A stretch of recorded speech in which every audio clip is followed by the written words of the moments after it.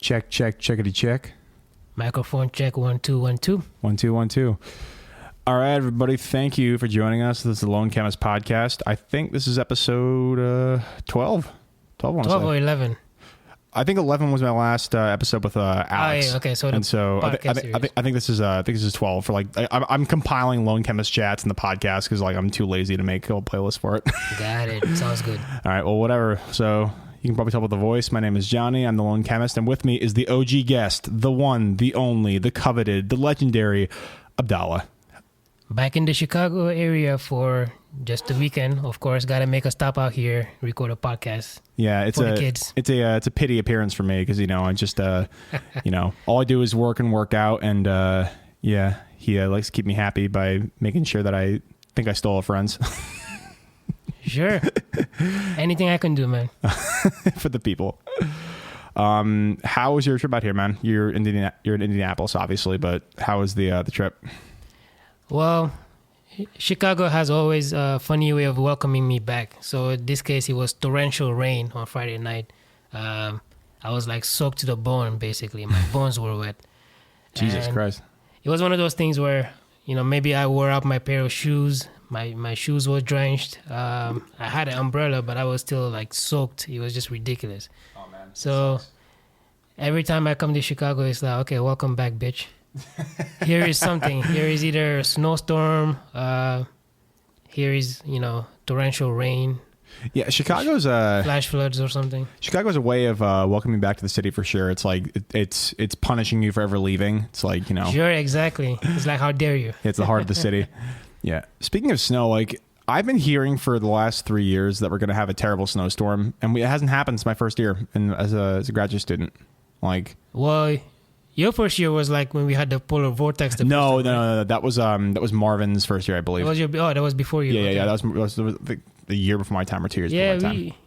The snow hasn't gotten too bad around here recently. Definitely cold when you have a polar vortex or something.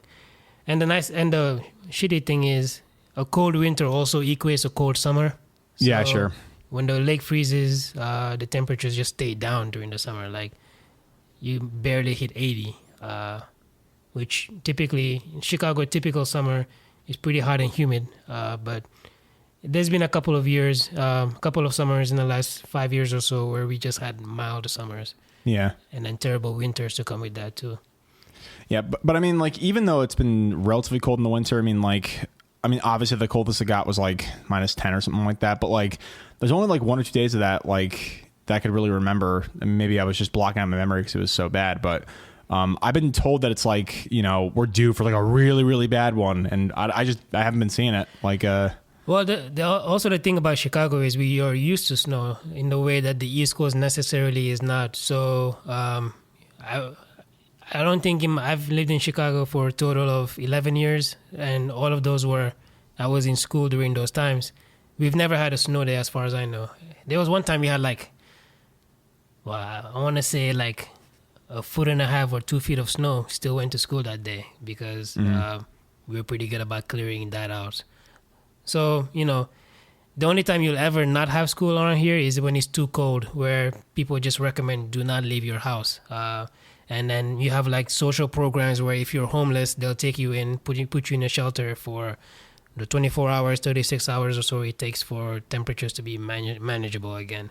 Yeah. But snow is not a big deal around here. Yeah, I mean, Connecticut, it's pretty terrible with snow. Like, my senior year of college, I think we had, I want to say almost 12 days of snow days. Wow, that's a lot. And so, like, I think we were like 1 or 2 away from the administration being like, okay, you have to come in Saturdays and Sundays to like make all the classes and stuff. Because like it was the year that Boston got like hammered with snow. Oh yeah, like, I remember that year. I think it was like 65 feet or something like that. Like, yeah, in total over like 2 months. It was like very quick. Oh yeah, no, it was like January and February. It was just crazy. Like my brother lived in Boston at that time. Like he's in Seattle now, but he had to dig his car out probably like 30 times. Like, it's sure. crazy. Yeah, like all the streets were like closed for days at a time because like, I mean, Boston is not a place where you can actually have a decent amount of snowfall and have it actually be okay, because not only is it a smaller city, so there isn't a lot of like, demand to I guess have a lot of commercial traffic in the city itself. I mean, obviously it's a city, so there is some of that, but compared to New York or Chicago, it's not much. And the other thing is the roads in Boston were built obviously when the country was founded. Right. So it's not built for like, a straight up grid system where you can like have plows at every corner or something like that. It's like they made those things for like cobblestone, like buggies and horses and stuff. So like trying to get a massive plow into all those weird things is just really bad. Right. Yeah. And that speaks to a different issue. I mean, driving in Boston is without a doubt the worst in like the entire country, I think. Oh, sure. Perhaps. Yeah. Oh, dude, it goes from like 2 one-way side by side to like, two lanes opposing each other, then like, a one-way alley, and then like, weird like merging. It's like they took a city contracting map and threw spaghetti at it, and they were like, you know what? I'm going to build that. But yeah, I mean, Boston's a cool city though, but Chicago's my favorite for sure. All right. I'm glad to hear that. Yeah, but you're not here anymore, man. Chicago's going to punish me again for not having you close. Yeah, well, I'm getting the punishment for now, but maybe it's going to be your turn soon. Who knows, man? How's the dynamic of Indianapolis versus Chicago? I mean, obviously it's not as urban of a city, but what's the pros and cons about it?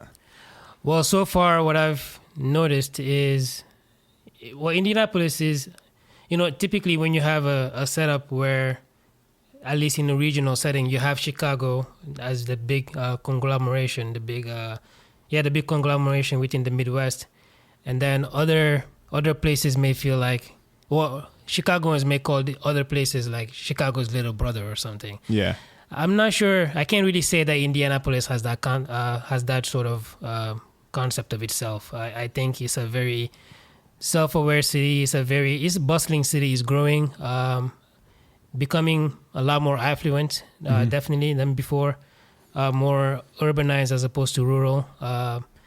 And then, with that, there's a shift in demographics. There's a shift in maybe political affiliation within the city itself. So, for example, the amount of blue now versus even 20 years ago is much different. And so it's bustling. There's a lot of construction. The city I think, is on its way to becoming kind of a powerhouse in the country. While having said that, it's still its biggest selling point for, let's say, expats, if you will, of other cities, is that the cost of living is fairly cheap. Yeah, compared to like big urban cities like Chicago or New York. Yeah, exactly. Like so, you can fancy yourself a homeowner at a very young age. Even before your 30s, you can get yourself a very nice sort of living situation for even $200,000 will get you something nice in that city. 350,000. You're talking about like near mansion type of establishments. Jesus Christ. It's very easy to drive in Indianapolis. The traffic is it seems like a well-designed city where you have a highway basically in the periphery of the city, making places very easy to get to in a timely manner. So I like to tell people, generally speaking, you can always budget about a mile per minute whenever you have to travel, in reasonable traffic without like super rush hour conditions. You want to go 20 miles, it'll probably take you 20 minutes, that sort of thing. That's pretty awesome. And then, socially speaking, because the city, especially, I'm in the northern part of the city. I live in the northeast part and I work in the northwest part. And definitely the suburbs right above the city, such as Zionsville, Carmel, reasonably affluent places. So socially speaking, you have, a pretty young and affluent sort of, population that can make for an interesting dynamic. Having spent time in New York City, having spent time in Chicago, I can see that the popular demographics are not so different. And the attitudes are not necessarily so different either. So it's definitely something that's easy to get used to. A lot of people think that, oh man, you're coming from Chicago. How much of a adjustment did it have to be? It really wasn't much at all. It was basically more of the same, just not as busy, not as congested, not as things are just a little bit more spaced out, more dilute. But otherwise, your quality of life that you want to maintain could be the same. Yeah, I in some ways those changes can actually benefit you because I mean I'm not a person who likes to have a bustling city around me all the time. I like to have a little bit of quiet and a little bit of you can go into the city if you want to, but you can actually withdraw and be in a place that's a little Absolutely. more calm. Yeah. And so that's why I like Evanston so much. It's like we're one stop away from Chicago at this point. I have a car, I can drive into the city and I can go out and meet Sarah for drinks or something like that. But I can also come back here and have more quiet, more reserved, and ultimately just more, I guess, tepid time at home as opposed to you got to be go in Chicago, which Yeah, basically Manhattan is everywhere is like that. There's no place where you can retire for peace unless you really leave the city, like going to New Jersey or something. But Indianapolis is kind of, unless you go to downtown or this neighborhood called Broad Ripple. It's pretty slow otherwise. It's more of a town than a city. It's more of a town than a city. Yeah. It definitely has characteristics of both.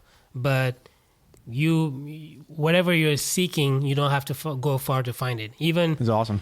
Even though it's in the middle of Indiana, it's fairly flat. If you're somebody who likes the outdoors, you can get to, mountainous areas within a couple hours of driving.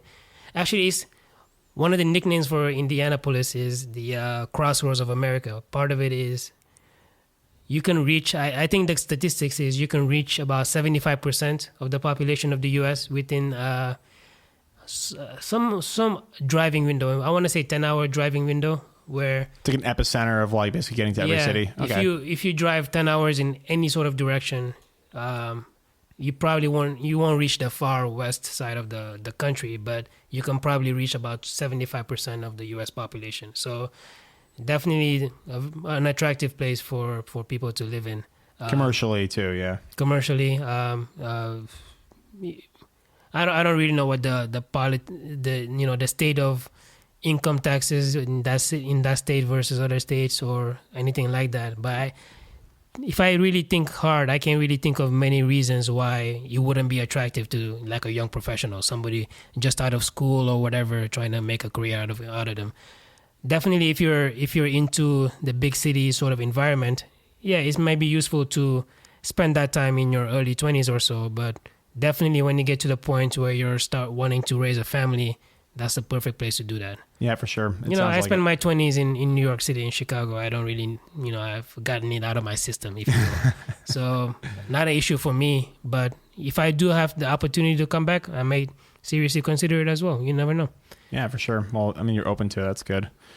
I mean, this is the first time I've been to my place since I got the new setup here, the booms and the microphones. What do you think? Definitely getting into the big leagues now. I mean, I was a tadpole before, but now I'm I'm just about to be a frog. Sure. Exactly. It's like I just got into the cocoon from the caterpillar stage, but yeah, Craigslist really did wonders for me. I got all this shit for pretty inexpensively. It's it's pretty good.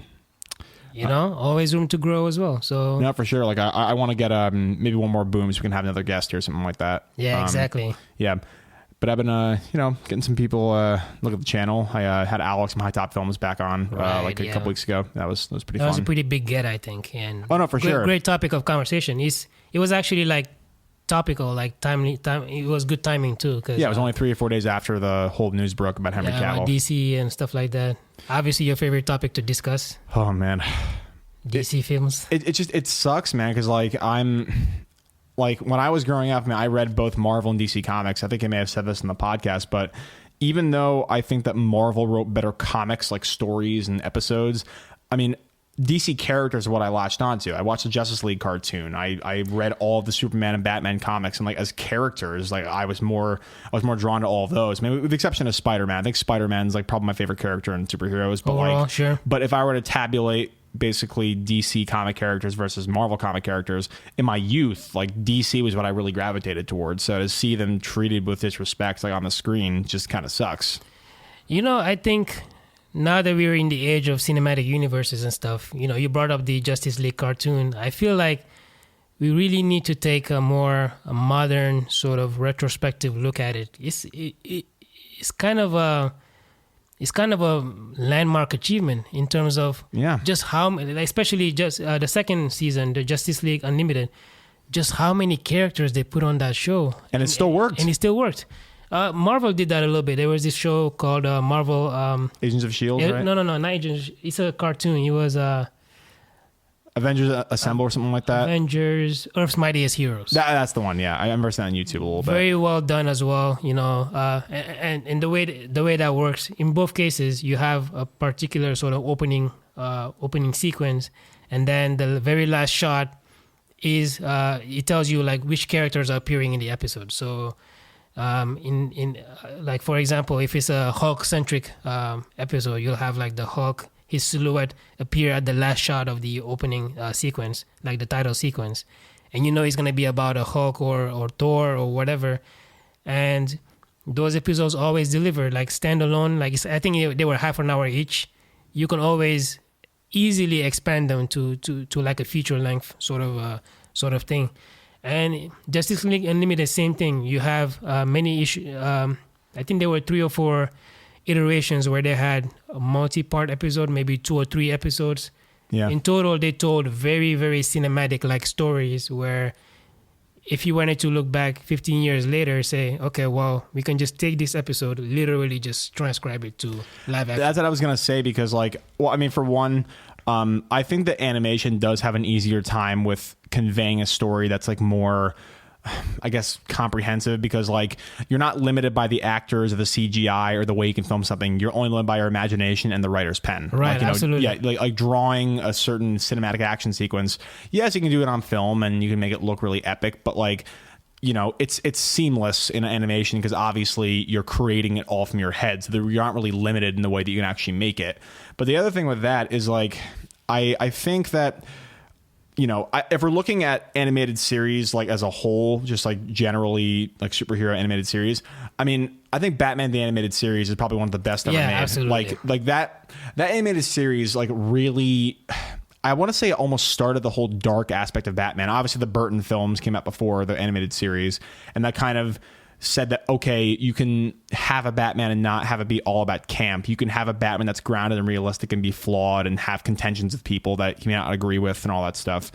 And so that series, though, I've been rewatching a little bit like in my spare time, like before I go to bed and stuff.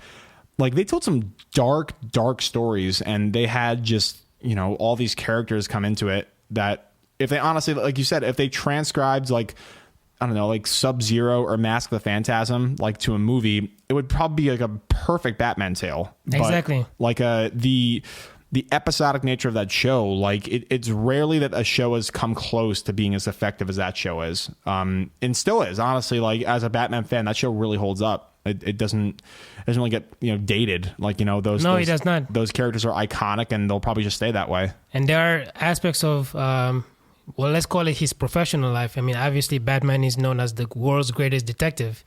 That was very much showcased throughout the entire show. And that's something that hasn't really been explored in movies. Not necessarily. Yeah, and I said this with Alex and High Top Films. Like, the best interpretation of Batman in detective comics, in detective tales, rather, have been the animated series, but also the Arkham games. Sure. Like being a detective is more than half of the game. Solving crimes, cracking a case, finding out who people are. And people kind of forget that like Batman's not a superhero. He's a detective. He's a guy who's physically and mentally, above average in every way, but he's a detective when it really comes down to it. And that's something that a lot of, manifestations of Batman recently, including the DCEU, haven't really capitalized on. Even Christian Bale, Christian Bale, a little bit. They did a little bit of that, like the gunshot thing. Yeah, the gunshot thing, and cross-referencing stuff to find where the Joker's hideout was, and all that. A little bit, but like they don't have the whole story be centered on that. They have it as Batman as like a formidable force for the Joker. Yeah, in that case, in the Nolan movies, yes, he does do some pretty good detective work, especially when it comes to, for example, if you remember, the way the Joker sort of plans out his plans is he has the Joker card with the DNA of whoever he's gonna assassinate next. So part of it was finding these cards, getting the DNA, the fingerprints or whatnot, knowing who the people are going to be, and then those people were still getting killed anyway, right? Yeah. One of the judges and police commissioner, or not commissioner, commissioner, sure, before Jim Gordon becomes commissioner. All of those things were in play, but the limitation there is most of that is either reliant on technology or it was reliant upon other characters besides Bruce Wayne himself. So like Michael Caine's character helped with the ballistics sort of report, or even Lucius Fox was helping with some of the technology and stuff like that. So, you know, the DCU seems like the new Batman movie is going to be like bare bones. Let me show you what my intellect can do. Like a noir kind of movie. Like a noir kind of movie, relying exclusive on my intellect to solve crimes and take down these villains who, you know, obviously if you want to really emphasize the detective skill of somebody, you have to match him up against somebody who's an even more formidable opponent. So, and Deathstroke is a villain. Like, he has eidetic memory. He's like a super genius, and he's also a physical threat. So he's basically like the other side of the coin, so to speak, of Batman, which I think will, if they do it right, I think intellectually they will have a really, really fascinating movie. But I mean, they just got to not interfere and let Matt Reeves do his thing. Like, Matt Reeves is like is a really exciting fucking filmmaker. Like, he makes some really challenging and some really complex character studies, but if he has a studio that's going to, like, you know, hold his hand for the whole thing and make him do certain things, that's not going to work. Like, he's got to have freedom to do what he wants. Like, and with the track record of DC, I mean, I think that they will let him do that because, I mean, you know, they don't have anything to lose at this point. Like, if they have one more like critical flop, I think the fans are really going to start to get pissed off, which, I mean, I already am pissed off, but right. And, you know, one thing I was bringing up earlier is, I think, you know, the DCU, all indications seem to indicate that they're on the right track for things. But the one worry that I have is there seems to be a lack of coherent direction. So you have, you have Aquaman that's pretty much done with production. They're just involved in post-production at this point. The movie is going to release in a couple of months. You know, whether it'll be good or not, we'll wait to find out. But generally speaking, you can have good faith that it could be a good movie. That it only has to be serviceable at this point. As long as it's not terrible, I think they've done what they were supposed to do in the post Justice League sort of universe they're trying to build. Then you have Shazam. Shazam seems, by all indications, like it's going to be a fine movie. But again, it's a new character, seemingly a new part of the universe which you've never explored before. So, you know, like the magical realm and stuff. That will open up more opportunities in the future when it comes to new characters in DC who are magic based, such as, you know, like Dr. Fate or what's that one magician? Zatanna. Like, sure. Those are like, and then also like going into different like dimensions, like a Mr. Mixoplex, whatever the fuck his name is. But like, you know, those are weird villains, right? Like you know, I don't know if they can do that character. That character is kind of overpowered. He can warp reality and stuff like that. Yeah, it'd be like. But you know what I mean? Imagine like a sauced up version of like Scarlet Witch as a villain. I mean, but like 10 times more powerful because he can like, well, he can like, you know, basically change things to his will. Exactly. I think he can like turn like Superman into a chicken or something like that at some point. He could do that. Yeah. You know, so. Yeah. But you know what I mean? Where it's like those origins of villains that aren't just the, you know, the mild mannered guy who either had a chemical accident or like, you know, was disenchanted by something, right? Like, you know, doing those weird villains, which I think that if their commercial successes, having commercial successes like Aquaman and Shazam, I think that will pave the way for something like that, where you can not only focus on like interesting villains' motivations, but also just, you know, interesting villains just in, you know, their origins or the way you can actually film them, which would be pretty cool. And the other nice thing that DC presents is you have such a wide range of characters that so like Sony tried to do this with Venom, where you have somebody who's typically viewed as either a villain or an anti-hero and try to make a movie about him. The DC universe has so many characters who would fit into that sort of reality. Absolutely. Like for a while they had this movie Justice League Dark that was being in development. I haven't heard much about it since, but you know, you have flawed characters in there. You know, Zatanna could be one of those flawed characters if you write her correctly. And the original Zatanna as well. Dr. Fate could be one of those people as well. And then, I keep forgetting his name. The British guy who's like the parademon. Like he does like paranormal sort of thing. Oh, Constantine. John Constantine. Like Constantine is the main character. Who would have been the main character of Justice League Dark. that's the kind of guy where he's kind of a douchebag. He's kind of an asshole. Yeah, he's basically a hired gun to like for demonic possession, basically. But like he, and pretty much every story, like he's basically coerced to the side of good because like he sees like the power of something that he can't contain or something like that. Exactly. But he is not a great person. Right. And, you can imagine, you can basically treat him the same way you would treat Deadpool. Oh, absolutely. But then put him in like a darker context than Deadpool will ever be in. Like there are just so many possibilities that are open because of the type of character that you have, which other universes simply do not have. Yeah, and I think this whole like shared universe model, I don't think is really. I don't think they should continue with it, to be honest with you. Like, it's like this whole thing, like this has been the bane of DC's existence, like, trying to like, tease movies and other things. Like the fact that they teased a Darkseid movie, a Flash movie, a Cyborg movie, a Wonder Woman movie, a Justice League team up, and a Lex Luthor, whatever the fuck it is, in one movie. Like, that was the reason why that movie sucked. It obviously the writing was bad and like the acting was bad and a lot of other things were bad, but like, but the point is, it's like they try to tease so many movies and then also make up for the faults of Man of Steel that it forgot to be, or even it just neglected to be a good movie by itself, which is like that's what Marvel did so well. Marvel made movies and they trusted their directors to actually have their own voice. Some are very good, some are not so great, but at any rate, like in those formational movies, like they trusted their directors to make something special. And like we were saying in one of our earlier podcasts, Jon Favreau had no business directing Iron Man. Sure. And he made one of the most iconic action films ever. Like, and that's because possibly one of the most iconic like origin stories for a character. Yeah, and because of that foundation he made, I mean, obviously there are great parts about Iron Man 2, but that was a kind of a flop.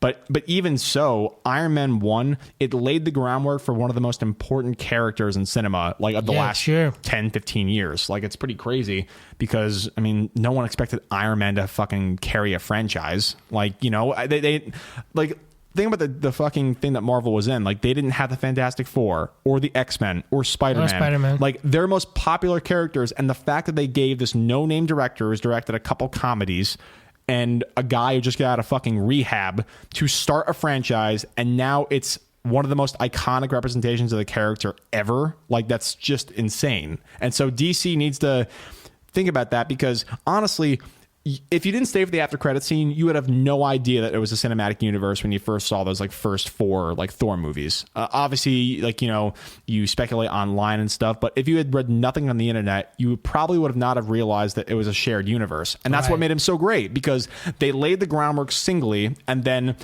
all of a sudden they brought them together in like a melting pot that actually served the characters very well. Like, they weren't doing the team up movie to serve the single stories, right? They were doing the single stories, and that served the team up movie. Yep. But the DC films have been doing the exact opposite, where they're so bad a shape about combining all the universes that they don't actually cement every universe or just single movie in itself. They don't, like, and honestly, like, people are like, yeah, we haven't seen all the movies, in the vision.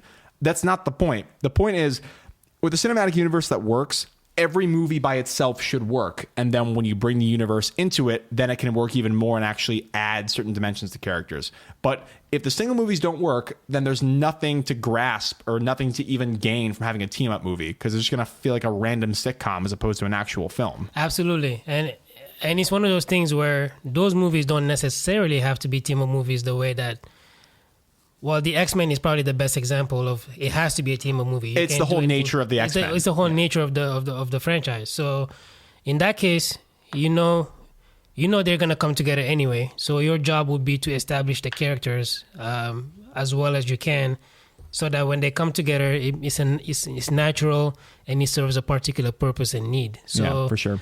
You have like Wolverine, you have to show who Wolverine is as a character. Then you have, actually, I think it was a wise choice to center that movie on Rogue, like the character of Rogue being sort of the MacGuffin that both Charles and Magneto have to, basically quarrel within their realities in order to achieve whatever purpose they want to achieve. And not only that, I mean, Wolverine in that movie is really the audience surrogate character. Sure, exactly. He's never met the X-Men before. He had no idea that anybody was like him as a mutant. I mean, obviously, like, they kind of like retcon it with the Wolverine movies and the other X-Men He's been movies. around a lot longer than everybody else. Exactly. But I mean, he he obviously knows there's mutants in the world, but he didn't know there's a superhero fighting force that was like, congregated and fighting threats and stuff. And so he learns about all that stuff.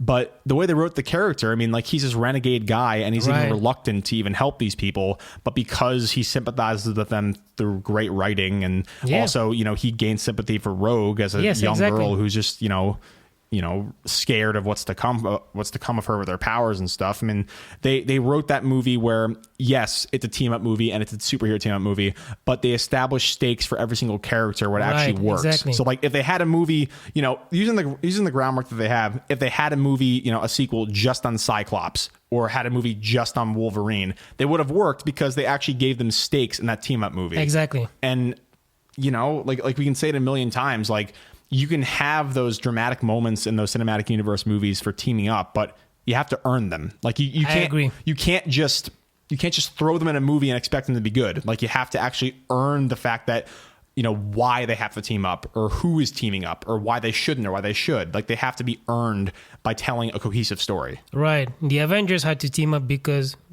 to quote Nick Fury himself, because we needed it to. Like, we were. The nature was, as your main characters, your superheroes are getting their powers, they inspire in equal or even excessive amount of retaliatory violence. Yeah, hopelessly and hilariously outgunned is what I think exactly. You said, right? So, in that case, it's no longer enough to just have Tony Stark. Because if you remember, in the first Iron Man movie, when it came out, they really, really spent some time, especially your favorite character, the villain Obadiah Stane, really spent some time underlining how the Iron Man technology really will revolutionize warfare. It's the ultimate weapon, right? So obviously, you have to follow up with that with like a Senate hearing, say, hey, listen, this technology, pretty much the greatest weapon ever invented, cannot stay in the hands of a private citizen. We have to have control of it as the government. But basically, the point is, you have this sort of ultimate weapon that the humans created, but then obviously there's some alien technology that's even more potent than that. So therefore, you need a bigger force to take care of it. Obviously, S.H.I.E.L.D.'s answer was, we are going to arm ourselves in retaliation with whatever Asgard can bring to us or whatever. And that doesn't work. So bring in the big guns, bring in a Thor, bring in Hulk, Captain America being the person who's very much capable of leading this team. Then you have a team that formed out of necessity as opposed to convenience. Exactly. And because, like, and that's the thing, like, the formation of even the villains in all those stories, like, they all make sense. Like, in Captain America, obviously, the Red Skull, who is hungry for power. Right. And that's kind of mirrored in the later villains, like, Loki, who wants to use the cube as a lust for power and wants to, be the harbinger of Thanos. I mean, obviously, we don't learn that in the movie, but in the post-credit scene, we learn that he's working for Thanos. But, and then we have, basically remnants of all the characteristics of the villain, like Loki or Thanos, in the earlier villains, like Loki in the first Thor movie, right. The Red Skull, lust for power, the Obadiah Stane, like dominance and like being superior to, someone who's outdone him in the past. And I just think that they took their sweet ass time and it really shows, as opposed to something like, the DC universe where the villains are just there for the heroes to defeat. They don't serve a dramatic purpose in the plot. Yep, that's a good point. And definitely, the sort of saving grace is we know what they're capable of. Yeah. We've seen it in actualization. We've seen the Justice League cartoon. I mean, just think about it. Like, I remember Justice League Unlimited. Basically, you have Lex Luthor being actualized into what could be the perfect movie villain. Extremely powerful, extremely intelligent person. Like, he doesn't have superpowers. So essentially, everything he does is through his own cunning and intellectual ability. Ultimately, in the series, he basically attains the power of a god by combining with Brainiac, essentially. Mm-hmm. But then, I remember one of the powerful moments was you have this android, Amazo, and I think it's Amazo, was basically this android who's able to absorb all of the powers of the individual members of the Justice League. Oh, I remember that cartoon. He can get Flash's speed, he can get Superman's strength, and all that. But then he doesn't have an ultimate purpose. So he can be an all-powerful being, but doesn't have an ultimate purpose. It is actually Lex Luthor who can give him that purpose. Yeah, and sure.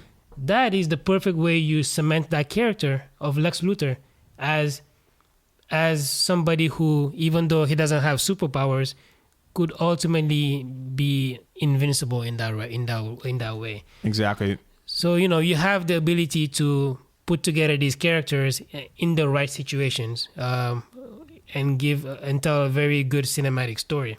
We just haven't seen them do that. They have the ability, but I think the point is you have to be very deliberate and very deliberate and sort of establish this universe one step at a time. Try not to take any shortcuts, and I think that's the way to go. So I agree for sure. Take your time establishing Lex Luthor within the Superman movie as this intellectual powerhouse, and then bring him the ability to gain that god level of power through the dark side or Brainiac or something like that. And see what you can do with it. Yeah, I think that start with the characters. Oh, for sure. Like, I mean, that's kind of the whole thesis of the discussion. I mean, we've talked about this ad nauseum. Like X-Men started with the characters, and then because think about all of the X-Men stories. Some of them seem redundant. You have Magneto versus Charles Xavier. They both ultimately want the same thing, which is you can say that, but they want the welfare of mutants, right? Exactly. The well-being of mutants, their self-actualization, their happiness. And then Charles Xavier does it through, okay, we want equality for everybody, but Magneto we want supremacy for everybody. Right. Yeah. But because Magneto recognizes the ultimate flaw of humans is they will always be afraid of something they cannot understand. Exactly. Something they cannot control. Therefore, the only way for us to fight them is to actually wage war against them. So let me train these mutants to be able to fight. We'll take over the humans and we'll guarantee our safety by making sure that they cannot overcome us. Charles Xavier obviously doesn't believe in violence for that sort of means, but they want the same ends. They just have different means towards them. And it's because of this psychological sort of dichotomy between them that you have compelling stories where you can talk about their opposition in a way that makes sense. Exactly. DC hasn't adopted necessarily that same approach. They could have done that with Batman versus Superman, because obviously it's an ideological conundrum where you have this uber-powered human being, well, not even human being, this alien who literally has the power to destroy your world. What can you do with him? And I think the way they came to the answer that drove the plot of that movie was the rash decision, which doesn't really make sense when it comes to Batman's character. So they didn't really start with the character. They just started with the story and say, okay, well, this is how we can fit this story into these puzzles. And then you don't really respect the character's history by doing that. And ultimately, you just don't have a very good movie to end with, because you just had the wrong approach. Yeah, and also with that is like, I mean, we've kind of talked about how the Batman interpretation of that movie is really, flawed and not very good.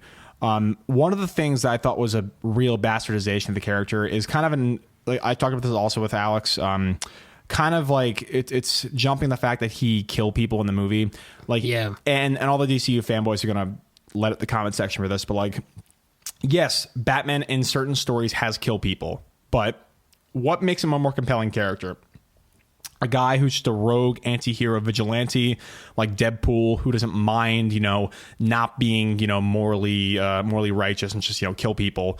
Or is he a person who is always at odds with himself whether or not to kill people? Those are the interpretations of Batman that are really lasting and are really impactful. And that actually sets Batman as this, moral conundrum in this universe that's really fascinating. So like if you have him just kill a bunch of people, okay, you can have him kill people, but if you don't explain it in the story, then that makes it, not really easy for the audience to latch onto it. And like, if they even had one flashback, I mean, Zack Snyder loves flashbacks and dream sequences, but like, if they even had one flashback of like, presumably Robin is killed in this universe and Oracle is killed in this universe, so therefore that's why Batman is just, a brute force guy who doesn't really give a hell about law anymore.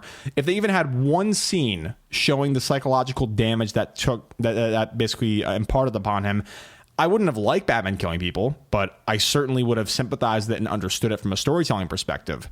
And so if they didn't do that, then what are they doing? All they're saying is, okay, Batman is scared of Superman, therefore he has to die because he thinks that, he's using a global risk calculus, which is like a concept in philosophy where if there's an outcome and the outcome is even, 1% based on the fact that, global annihilation is like paramount, then that thing is unacceptable, which I can understand that from a storytelling perspective, but Batman is not the kind of person to have that rash decision. Right. Like he's intensely analytical. Like he's the best detective in the entire world. He's smart. He's cunning. He tricks people. His only real flaw is the fact that he still has PTSD from his parents being killed in front of him. And so if they don't make Batman a compelling character in that aspect, then he just seems like this random brute guy who's beating the shit out of people for no reason. Right. And that's actually, it's interesting you brought all of this up because the Justice League cartoon, Justice League Unlimited, that is exactly how it ends. And I was going to say, I think one of the best Batman stories is Justice League Doom, where basically, have you seen that one, by the way? I don't think so. Okay. No. Basically, the whole point is Batman is, inducted into the Justice League, and he has basically contingency plans for how to neutralize and imprison like all the Justice League members. And so that shows not only that Batman is a cunning and sly and really, honestly genius guy, because he has the foresight to be like, shit, there are people in this world, not these people, but there are people who have the ability of mind control or manipulation or world dominance kind of motives. And so if one of these people was either willingly or unwillingly given over to the dark side, then we all be doomed. So, Batman has contingency plans in Batman v Superman, of course, but it's for a different motive. Doesn't really make a lot of sense for his character. But in Justice League Doom, they have it be set in the place where, okay, I'm not trying to kill everybody. I'm not trying to stop the Justice League. But my motivation for making this is if one of us turned rogue, the entire world would be destroyed. So I have to have them. And then someone steals his plans and basically knows all the weaknesses of the Justice League. Right. So it sets Batman as a genius guy. It shows the moral conflict of him because he doesn't want to kill anybody, but he has to be prepared for the worst. It shows that villains can actually take advantage of Batman by taking his plans, and then it shows the internal conflict of the Justice League. Like, if they made that into an actual cinematic movie, it would be 10 times more compelling than anything in the DCEU. Right. Yeah, that's a good way to, once you establish a good universe, that's a good way to sort of bookend it. Exactly. Before you're aware of what the contingency plan is, you have to know who you're dealing with. Who are these other members of the Justice League? Introduce them in their movies so that we know what they're about, and then have this movie play out. And that's going to be great. It could be, again, fantastic. Yeah. But yeah, one of the things about the Justice League Unlimited, the way it ends, is it goes, flashes forward into, I don't know how many years into the future. I want to say 30, 40 years. To Batman Beyond type stories where they say, where even, what's her name? Amanda Waller says the world must always have a Batman. And so as a result, basically you have to create a new one now that Bruce Wayne is no longer active. So it just underscores the importance of that character in that universe. If this character, having been established the way that he has, no longer exists, the universe basically falls to shit. So I agree with that. And having that story of like Justice League Doom where, he's trying to be like the arbiter of the Justice League because he knows how dangerous they can be, but also it sets him as a genius guy who inadvertently almost causes the world to be destroyed because he had a pretty altruistic motive because he doesn't want anybody to be superior to the other. They want them, even though they're godlike people, to have them be brought down to earth with a plan to actually neutralize them. But yeah, like you said, I like your point a lot where it's like those cartoons are really amazing stories. But switching gears here a little bit, I'd love to talk about Avengers 4 with you because because we did our first podcast I think back in May, and we didn't really speculate on what's going to happen after this. And it's interesting because now we have Ant-Man and the Wasp that came out shitty. Okay, before we get into Avengers 4, what did you think about Ant-Man and the Wasp? I will be honest, I haven't actually seen it yet. You haven't seen it? Oh my God, dude. It's the first Marvel movie I haven't seen in the theater. You haven't jumped out to go see it since it's been a while. I want to say since phase 1, to be honest. Yeah. Let me see. I think phase 1 was maybe like the first Thor movie was like the last movie I didn't really see in the theater. Yeah. This one, I don't know. I just, like you said, I just wasn't, I didn't feel compelled to go watch in the theaters necessarily. Because part of it is, I knew the story itself wasn't necessarily going to tie into what was going on at the same, within Infinity War until the post-credit scene. So once I was aware of what's going on there, then I feel like I got what I needed. But definitely, I think the movie does a good job of setting up a possible eventuality of Avengers 4, the whole quantum realm. So I wanted to talk about that. Well, first of all, I hated Ant-Man and the Wasp. I absolutely despised it. Well, I don't want to say despised it, but like it was just the most convoluted narrative that just I didn't really latch onto at all. It was just like kind of, it was a passing fancy, and honestly, like they had some decent humor, and it was just, pretty clunky screenwriting, but it's not the point.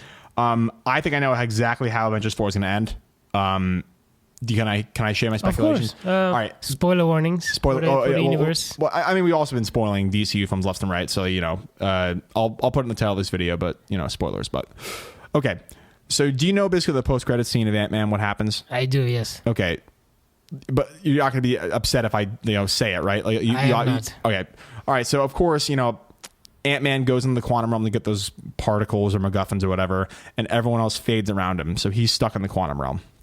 Do you remember in the first Ant-Man where basically Pym says, I will never let this technology fall in the hands of a Stark? Like, right. Like if that happens, the fabric of reality will be, like destroyed. I think what's going to happen is it's going to operate in two fronts. So on one hand, I think, Tony Stark obviously has the opportunity to get back to Earth because Nebula has a spaceship and can, fly back to Earth. I think what's going to happen is Tony Stark is going to save Ant-Man from the quantum realm. And basically, because Tony Stark has access to not only his technology, but also vibranium because of Wakanda, right. I think he's going to get Ant-Man out of the quantum realm and is going to take the Pym particle and combine it with his own technology. And I think they're either going to make some kind of armor or maybe their own gauntlet to house Infinity Stones. And with the Pym particle, I think they're going to travel through time and different realities because he can obviously do that with the Pym particle because, time travel and shit like that is actually possible when you combine the technological capabilities of Tony Stark with the Pym particle. So they're going to travel through different timelines and different universes to assemble their own Infinity Gauntlet, and they're going to use that to fight Thanos and basically reverse things. On the other hand, the whole Kree and Skrull thing is going to come into play where, the rest of the Avengers are going to be contacted by Captain Marvel. And then once she gets to Earth, she's going to bring the whole, Kree force with her. Okay. And then they're going to be the army to go against. Okay. And then they're going to use that to fight Thanos. And that'll be the whole big action sequence. But I think that Iron Man and Ant-Man will be the kind of it's almost like a buddy cop movie. I'm imagining it's going to be like where, and I haven't seen one thing about the movie. This is just how I think that it makes sense that they're going to do it. Because I don't see any other way that Ant-Man can be involved where it actually makes sense. Because why would they have him be stuck in the quantum realm and that whole interdimensional travel thing in that movie? Yeah, definitely. I think he's definitely going to be the catalyst for time travel. Yeah. Because we know he's going to be about time travel. We've seen the pictures. I haven't seen any of them. Well, there were pictures that circulated a while ago. Actually, by now, like maybe as early as a year ago, where all of the characters like Thor, Captain America were dressed in their Avengers 1 outfits. Ooh. So if you remember, like Captain America had this weird suit in the first like Avengers, spandexy, the spangly outfit to quote Tony Stark. So he's wearing that outfit, and Thor is wearing his original Avengers outfit with, it looks different than obviously Ragnarok and beyond. So we know they're gonna travel in time at least 5-6 years to that period of time. What are they gonna do while they're there? Not sure. And Ant-Man himself is in those scenes, so definitely is gonna be part of the time travel is going to be a plot element. I'm so happy that I got that right. I haven't seen one fucking picture. Oh, good for you. Maybe you should be Batman. You got some good detective skills. No. It's just, but it's just like, it's deductive reasoning. I can't even speak. Reductive reasoning where it's like, fucking Ant-Man is this useless character pretty much, but having him be kind of stuck in the quantum realm and having Tony Stark be the only other Avenger that can actually capitalize on that kind of technology, I think it's the only way that it makes sense. So, you know, I don't know if there's precedence for Tony Stark in the comics making like an armor suit. Yes, there is. There is. I think it was Avengers Assemble, the cartoon, where it's actually an armor that his father created. It's called Arsenal. Arsenal. And I think what I thought was interesting was in Iron Man 2 they sort of alluded to something like that, where obviously Howard Stark left this video and this map thing, like this sort of miniaturized version of some type of society he wanted to create for Tony Stark basically to find the clues later. For a new element, yeah. To find a new element. I think there was an element of that within the Arsenal thing where Howard Stark creates that suit and basically Tony perfects it in such a way that you can house the Infinity Stones. You can house the Infinity Stones that actually defeat Thanos. And what's funny about that cartoon is I believe at the end it's actually revealed that Arsenal was Ultron. And it was weird. It was just a YouTube video I saw. I didn't see the show itself. So I don't know how that ends ultimately. But so basically they defeat Thanos, but inadvertently they create Ultron, basically. Yeah, or they recreate Ultron, yeah. So Got it. And Ultron, imagine Ultron with the Infinity. Oh yeah, well he could destroy the universe like exactly. in a second. But yeah, like I think that. But there is precedence for something like that. Yes. All right. Well, then I mean, you know, I think that's the way it's going to be. Maybe it won't be a full suit of armor. Maybe it'll be like a vibranium gauntlet they'll make or something like that that'll be able to house it. I mean, it's presumably like. The metal that made Thor's hammer is on the same level as like something like, obviously without the magic, but is on the same level as like the durability of vibranium. So I think that like, you know, they'll do something like that. Yeah. Well, the only other problem with that eventuality is you do have, I mean, Infinity War does have a lot of characters. Part of it is some of those characters haven't had their proper payoff just yet. So Captain America hasn't had. That was one of my only real issues with Infinity War because like Captain America didn't really have that much of a reason to be there. No, yeah, he didn't. He wasn't in there for very long. Obviously, we know who he is. He's the leader, like the sort of spiritual leader of the Avengers. Exactly. In a way that Tony Stark was like, you know, sort of the godfather of them. The mastermind of it. Mastermind. Yeah. He's the one who provides them with the technology and everything and a sense of direction. But Captain America himself is the one who leads them in battle and all that. So.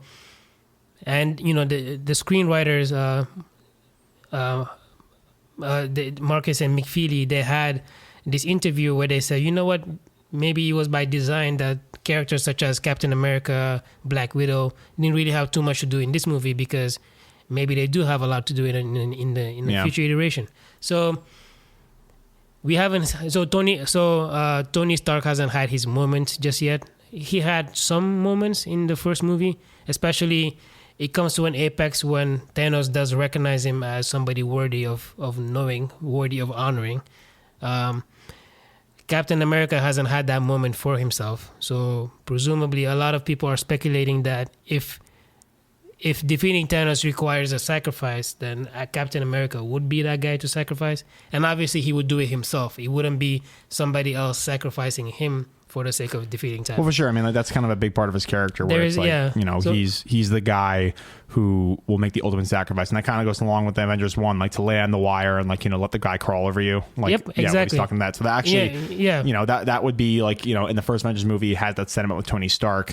And, you know, maybe it's a thing where like, you know, Tony wants to sacrifice himself, but Steve does it instead, where he truly is the one who's ready to make the sacrifice. For the right. team. And we've seen it do that before in his origin story. When he gets in the ice.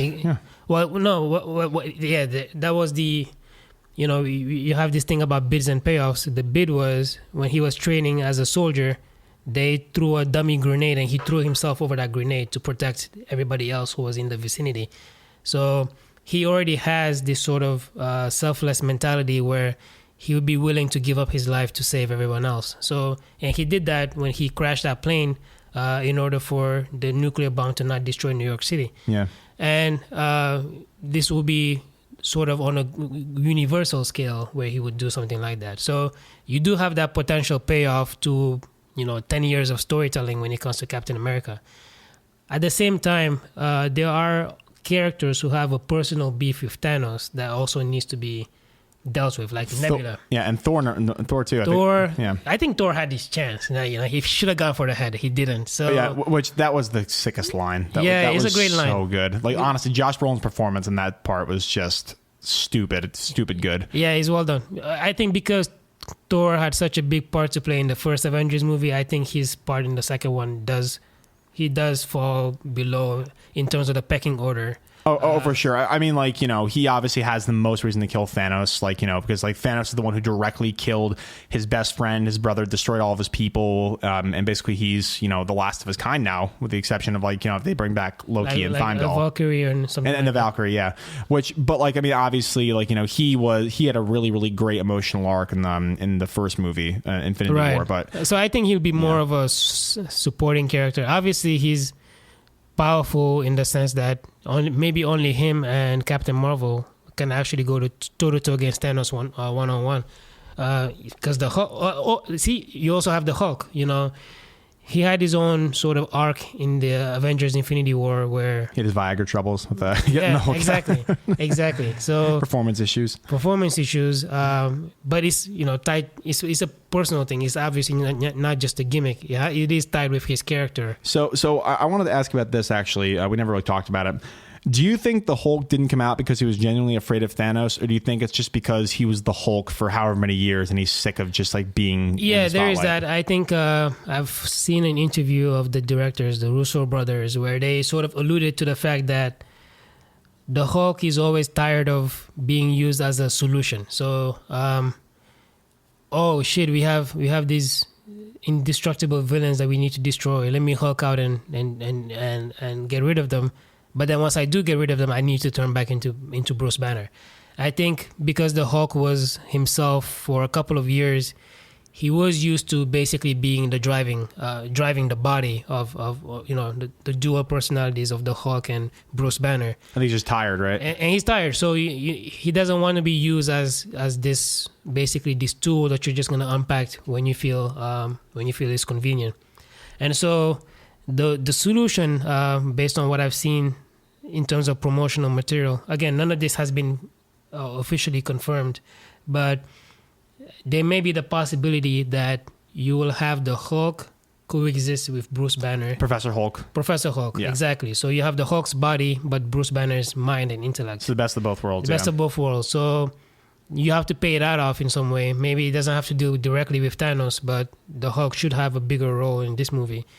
And I think Nebula has that personal beef with Thanos. And in the comics, you mentioned in a previous podcast, she is the one who takes the gauntlet off of his Yeah, basically hand. Thanos gives his body up to the Celestials because he wants to be like that eternal force. And while he's distracted, you know, Nebula gets the gauntlet and wills everyone back to existence. Basically. Right. And I think the groundwork has been laid well enough that she would earn the right to be the person who does that. Obviously, undoing what Thanos does doesn't mean destroying Thanos. So you may still require that Captain America sacrifice, or Tony Stark sacrifice, or whatever. But then Nebula gets that moment of being the one who, you know, vindicates her sister, to be honest, and is the one who thwarts Thanos' plan and allows for everybody else to basically undo everything. So. And I wanted to ask you this, like, obviously, like, I mean, someone's going to be brought back to life. Like, I mean, most, if not all of them, are going to be brought back to life. Right. So, you know, do you think the sacrifice of Steve Rogers is going to be, I mean, assuming it's him, the one who sacrificed himself. Should he be permanent? Well, not only permanent, but, like, do you think it's going to have the same emotional weight where, like, let's say he sacrificed himself and, like, you know, 40 minutes later in the movie, Nebula or whoever, maybe Tony Stark, like, is able to will everyone back to existence because they have the Infinity Stones or whatever. Do you think it's going to carry the same emotional weight as if he's, like, he sacrificed himself, he's brought back to life, and he's like, okay, I'm retired, and, like, they all retire and stuff? Well, yes, I think that's a good solution. Just the fact that, like, he was willing to sacrifice himself gives you the emotional payoff you need. Like The Dark Knight Rises ended like that. So I actually, you know, I remember the first time I saw it, I was actually bothered by the fact that I thought it was physically impossible for Bruce Wayne to have escaped that nuclear blast. Mm-hmm. But it makes sense from a character perspective that he survives. Well, he takes the ultimate sacrifice. He moves the bomb away from the city. The bomb is destroyed. It would have been, I think it makes equal amount of sense for him to have died when the bomb exploded, or for him to have survived and retired once the bomb exploded, because that was the end of his Bruce Wayne persona. His tenure as Batman and Bruce Wayne, yeah, sure. That was the culmination of Bruce Wayne's arc in that trilogy. obviously Batman as a character was going to live on through Robin's character, essentially, who's going to take up the mantle after him. Because, again, the universe must always have a Batman. The universe doesn't always need a Bruce Wayne. Obviously, he gave up all his money, all his inheritance, and he's just content being with, the love of what ends up being the love of his life, living a peaceful life, the life that Alfred always wanted him to live. Yeah. And Alfred is there to see the culmination of his act. Therefore, that story is over. And I think that's a very good ending to that story.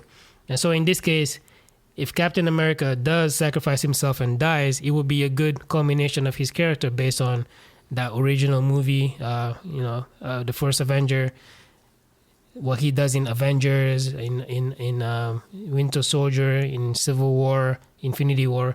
That would be a good combination to Captain America, but also a good combination of Steve Rogers. So you have to kind of separate the characters in terms of symbolically what they mean. For sure. So I agree with that. whether he survives and retires or whether he dies, I think will both be good combinations of those characters. Yeah, for sure. I agree. I mean, like, they could bring him back and people will think like it's kind of a cop out, but I don't think so. I mean, like, we know that, Black Panther's a movie, Spider-Man is a movie. I mean, they have Doctor Strange. Yeah, Doctor Strange is a movie. The Guardians of a movie, which, I don't know about that one. I want to talk to you about that actually, but I think that the sacrifices will pay off as a result of them sacrifice themselves, and then they're brought back, and then they say, okay, new Avengers, I'm out of this, whatever. Right. I think it makes sense also for like Winter Soldier to take over as Captain America after he's done. They've laid the groundwork for it. Obviously, he was there from the beginning. He was Steve Rogers' friend back in the 40s. He has his fall, his literal fall and resurrection. His literal resurrection becomes who he is now. No longer, he's free from the yoke of mind control. He's no longer under Hydra. He's his own person now. So he's basically a brand new character.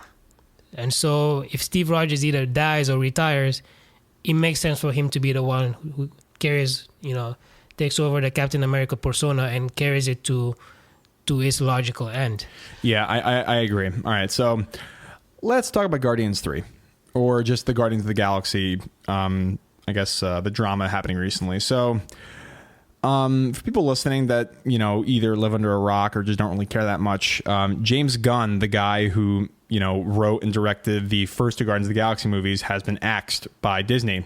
So the reason why this is because a reporter named Mike Cernovich, who basically got his fame from going through, leftist people, like political people that are on the left or liberal or progressives, and going through their old tweets or Instagrams and finding things that are have jokes they've told that are in poor taste. And basically does that to expose them as, quote unquote, the propagandists that they are, which of course is, insanely hypocritical of himself. But basically, he went through, really, really, really old tweets from James Gunn, 10 years ago, that basically, and I'll be the first to say, I'm a guy who always defends jokes, and free speech. They're definitely not a good look. No, not at all. Yeah, they're the Holocaust jokes he told were pretty bad. I tell offensive jokes, but there's a time and a place for those things, and the fact that he's the biggest philanthropist and advocate for social justice now versus him trying to be a Twitter troll and a provocateur back then, it's quite a jarring tonal shift between the two people. And so Disney fired him, and basically a lot of the cast is boycotting the movie, saying we're not going to do this unless James Gunn can do it because he's so important. So I have a couple thoughts on this. I'd love to hear your thoughts about this. Well, just to complete what you were saying, the cast did originally try to boycott. Dave Bautista was the one who was most vocal about it. He pretty much said he didn't want to do it anymore, and the cast did have this letter of support where they signed it, sent it to Disney to get him hired back. That didn't really work out. Disney had his hands tied. They could not hire him back. It was, you have to be consistent. If Roseanne Barr gets fired from her show, pretty much the most popular show on your network, for something that she tweeted out, then you have to fire James Gunn for similar reasons as well. I do think those are kind of different situations, though, right? Certainly are. But so the problem with that is James Gunn did. Obviously, he was aware that these tweets, he had made them in the past. He's atoned from them a long time ago. Before he was hired by Disney for doing Guardians of the Galaxy, he had, obviously when you're going to hire somebody, you're going to vet them as thoroughly as possible. These things came up. He explained himself. He apologized for that publicly and privately. But then they were just in the impossible situation where, because of what was happening currently around those topics, they just could not, in good faith, keep him around. All right, so let me give you my thoughts on this. Sorry, just one more thing. So Dave Bautista, like I said, he originally was very adamant to not doing the movie, but he did relent. He says he'll do the movie if they use James Gunn's script. So that was the sort of compromise they made. Maybe he's not going to direct it, and I think Marvel can easily find a good substitute director to carry out his vision, maybe a Taika Waititi or something. But then use James Gunn's script, which we know he's completed. Like, the script was done. The movie was supposed to start shooting, I think, like September. So it was scheduled to be on time. But then now that you are in a position where you have a script, you don't necessarily have a director. Just bring somebody in, but use his script. And I think the actors will be willing to do it if it was that. All right. Well, I have a lot of thoughts about that. Number one, I think it's insanely disrespectful to take, part of his vision and not have him be a part of it and, basically put the axe on him. Because let me say my point of view. I fully recognize that the jokes are in poor taste. I'm not saying that they're not. And if you read them, matter of fact, and not know, okay, he was a provocateur back then. He was on Twitter trying to go for like cheap laughs and stuff. I completely understand that, like, the reaction to some of the things he was saying, like about, the Holocaust, for example, was the biggest one that I read. That I can understand people being outraged about that. But I have a couple different takeaways. Number one, they were jokes. And they were clearly jokes the way they were written. And if you look at his Twitter history, besides those things, it was clear that he's kind of he was kind of a provocateur. Everything that he said was in jest, and I understand that they're very offensive. But people that do comedy, they take risks like that, and sometimes they don't work out. I mean, the best example of that is someone like Bill Burr, for example, or Dave Chappelle, where they take risks and sometimes they really offend people.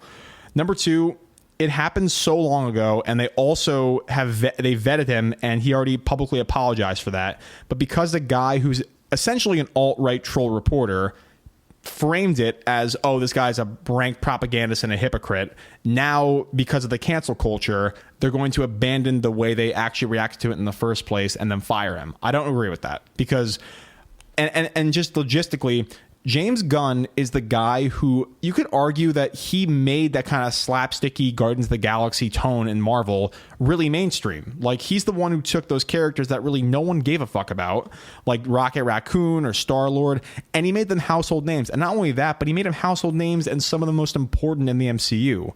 Like, he's the guy who really did a lot for Marvel. And that, coupled with the fact that they already vetted him and he already apologized and already explained himself, and that was satisfactory. Like, now, just because of the whole cancel culture thing, they're going to go back on their original reaction to it. I think that's just, it's a bit hypocritical from my point of view. I can understand the reaction to it, but the fact that not only was this so long ago and clearly a joke, but the fact that they've already reacted to it when they first hired him to do his first, the first MCU movie, I can't get on board with the fact that just they're going to axe the guy's career simply because of the framing in which it was discovered as. I also I agree with all of that, and I also would like to add he did after this article came out, or the set of tweets came out anew. He did apologize for making them again, and that's something we haven't seen. I mean, obviously this is a political issue, like, liberal versus conservative, left versus right. Even the current people on the right who've been accused of similar things, none of them really. Well, most of them didn't really apologize for having done what they did.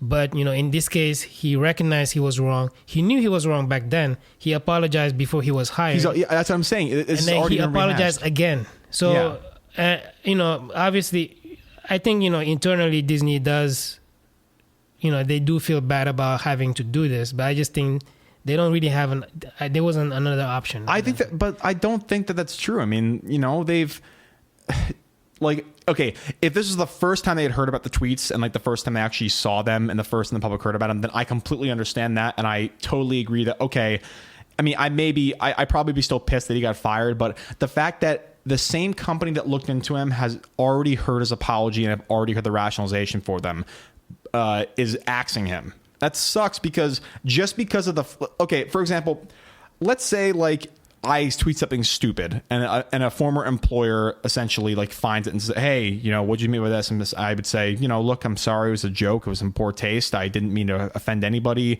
I was trying to be a troll. And obviously like I've matured a lot since then and it won't happen again.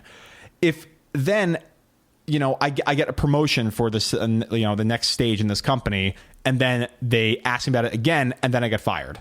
Like that's just, that's kind of what happened. That's true. Exactly. And that's not a right way to do, to respect somebody who clearly did a lot for your company. And not only that, has already been admonished for this by Disney in like 2013 when he was first hired. Like right. I agree with that because, that reminds me of another situation. Okay, maybe I was wrong when I said they didn't really have another option. The other option would have been to weather the storm and stick to their gun, to literally stick to their gun, right? So, for example, DC with Fantastic Beasts, Johnny Depp, his personal issues. Wait, DC? Oh, Warner Brothers. Warner Brothers. I'm sorry, Warner Brothers. Warner Brothers. I always I get them confused. I get them conflated. Well, I mean, they're the same shit. So it's the same. Yeah, Warner Brothers owns DC, also owns like the Harry Potter universe, and Lord of the Rings, etc., etc. Anyway, Warner Brothers could have scrapped, they could have basically stopped production on Fantastic Beasts. Exactly, because caved into public pressure. The fucking domestic assault allegations against him. Right, but it was a new context because of the whole Me Too movement and everything like that. A lot of these Hollywood big shots basically finding out that they can no longer get away with the behavior they had exemplified. The casting couch years kind of ago. thing. Yeah, the casting couch kind of thing. But that's even weird too because like James Gunn did not sexually assault anybody. Yes, I agree. He said some offensive shit. Like I totally am on board with the fact that yes, those things were in poor taste. They were jokes and it was clearly they were jokes, but they were in poor taste and offensive. But the whole cancel culture thing can't just be if you say something off color, your whole life is destroyed. Like the Me Too thing, I can definitely sympathize with because people that rape people or sexually assault people should be admonished as viciously as you possibly can because you can't get away with that shit anymore. Right. But it was like it's a crime. Oh yeah, it's a crime. It's not like something you can just apologize for and say I won't do it again. That's what Kevin Spacey has done because like he actually sexually assaulted people and borderline raped people. And so like, but with this though, first of all, speech is not a crime unless you're actually advocating violence against somebody. And he was not advocating violence. He told a couple of shitty jokes that were just not very good and pretty offensive. Like, I mean, I'll be the first to say it. I tell offensive jokes, and those jokes were in poor taste. But I don't think the cancel culture thing or the whole the Me Too movement really applies here. I really don't because they're just it doesn't. But the fact that yes, the sentiment behind the cancel culture is if you do something in your past that's terrible, we in the future are hypocrites if we support you. But it's just it's just so hypocritical to me. Like yeah, you have to keep in mind like I said, the political dimension behind it, where you have conservatives being to at least as far as they're concerned, being unfairly punished at a higher rate for things than liberals. Like basically Hollywood being liberal leaning, you have more leniency towards liberal people who are doing unsavory behavior. And in this case, again, not unsavory behavior, just bad jokes. But you can't have Roseanne tweet some racist stuff, get fired from her show, so whatever advantage James Gunn brought to Disney from the Guardians of the Galaxy and his involvement with subsequent projects, like he was a consultant in Infinity War, like Thor Ragnarok, and he was essentially going to be the mastermind to oversee the Marvel space, like the space universe that they were going to do in Phase 4. He was supposed to oversee all of that. You're giving whatever advantage he brought to Disney, like Roseanne, she had the #1 rated show on TV at the time. You fire her because of something racist that she says. By the same token, because she's conservative, you fire her for that. But then you can't have somebody who's liberal leaning, who's very much. And the reason you have to remember that the reason this guy targeted James Gunn is he's very anti-Trump. If you look at his Twitter, he's very, very anti-Trump. And so you can't have somebody who's pro-Trump getting fired and then somebody who's anti-Trump basically getting away with it. And I agree with the sentiment there, but I do think those are two diametrically opposed situations because, number one, James Gunn tweeted these things back in the past. He already apologized for them, and Disney already knew about them. But because of the framing, they had to look at it again. Number two, Roseanne tweeted this not a day before she actually got fired and not a day before she was already in the spotlight for Roseanne, right? Like, she was already in the spotlight. She tweeted it, you know, and it wasn't like 2 years ago or something. It was like, in the moment. And so I think it's completely different because, you know, you can't and obviously I don't want to make the whole social, you know, the society was different back then, but you kind of have to accept it like that. It's like, back then, yes, off-kilter jokes, like people were saying, like, you know, slurs for homosexuals and slurs for black people and slurs for people that are, you know, developmentally disabled and stuff. People said really, really terrible shit back then before people kind of had their, I guess, you know, social awakening where political correctness. Exactly, the PC culture and stuff. And I think there's positive and negatives about that. But for the most part, I think that people understand what you can say, what you can't say in a public forum. Right. But in this case, Roseanne Barr, whatever, she's going to blame Ambien or Xanax or whatever the fuck she blamed. Yeah. She said some outwardly racist shit in a contemporary time during which her tenure was on ABC with the #1 show. I think that's completely different because James Gunn was already vetted for these things and he got fired. Roseanne was currently in the middle of her big break as a comeback star in sitcoms and ABC, and then she tweeted this stuff. I think there's a chicken and the egg thing that I really don't think applies to the James Gunn thing. And I really can't sympathize with the fact that James Gunn was fired for that. I really can't. I've tried to be like, okay, you know, maybe, you know, it's a bad image, but like I read more about it and I'm like, no, Disney knew about these things. And just because of the framing, you know, honestly, if a liberal person said those things today and like, you know, said that shit, like I think Kathy Griffin's show almost got canceled for the whole Donald Trump thing when she held the head. Her career was effectively over. Exactly. Yeah. So there is not a rank, you know, tribalistic, you know, bias between liberal people and conservative people, because yes, of course, like left-leaning ideology is somewhat more socially acceptable than conservative ideology in this world. I completely agree, and I'm of, you know, more in the left than I am the right, so I'm fine with that. But like, there's this whole myth of conservative people being persecuted. Like, did you know that plug my favorite political show, Secular Talk, there was a metadata study and over 75% of the free speech infarctions on college campuses were geared towards censoring left-wing people, like pro-Palestinian people. Oh, really? Yeah. Huge metadata study. You wouldn't know that based on what you read on in the media and stuff. Exactly. Right? Because, you know, they're a very loud and vocal minority where they're saying, oh, we're being so oppressed, which is hilarious because they're the ones who are saying that, oh, yeah, we're being, you guys are, you know, victim culturing, you know, get the fuck over it, stop whining. And then as soon as anybody disagrees with what they say, they're the ones who are being oppressed.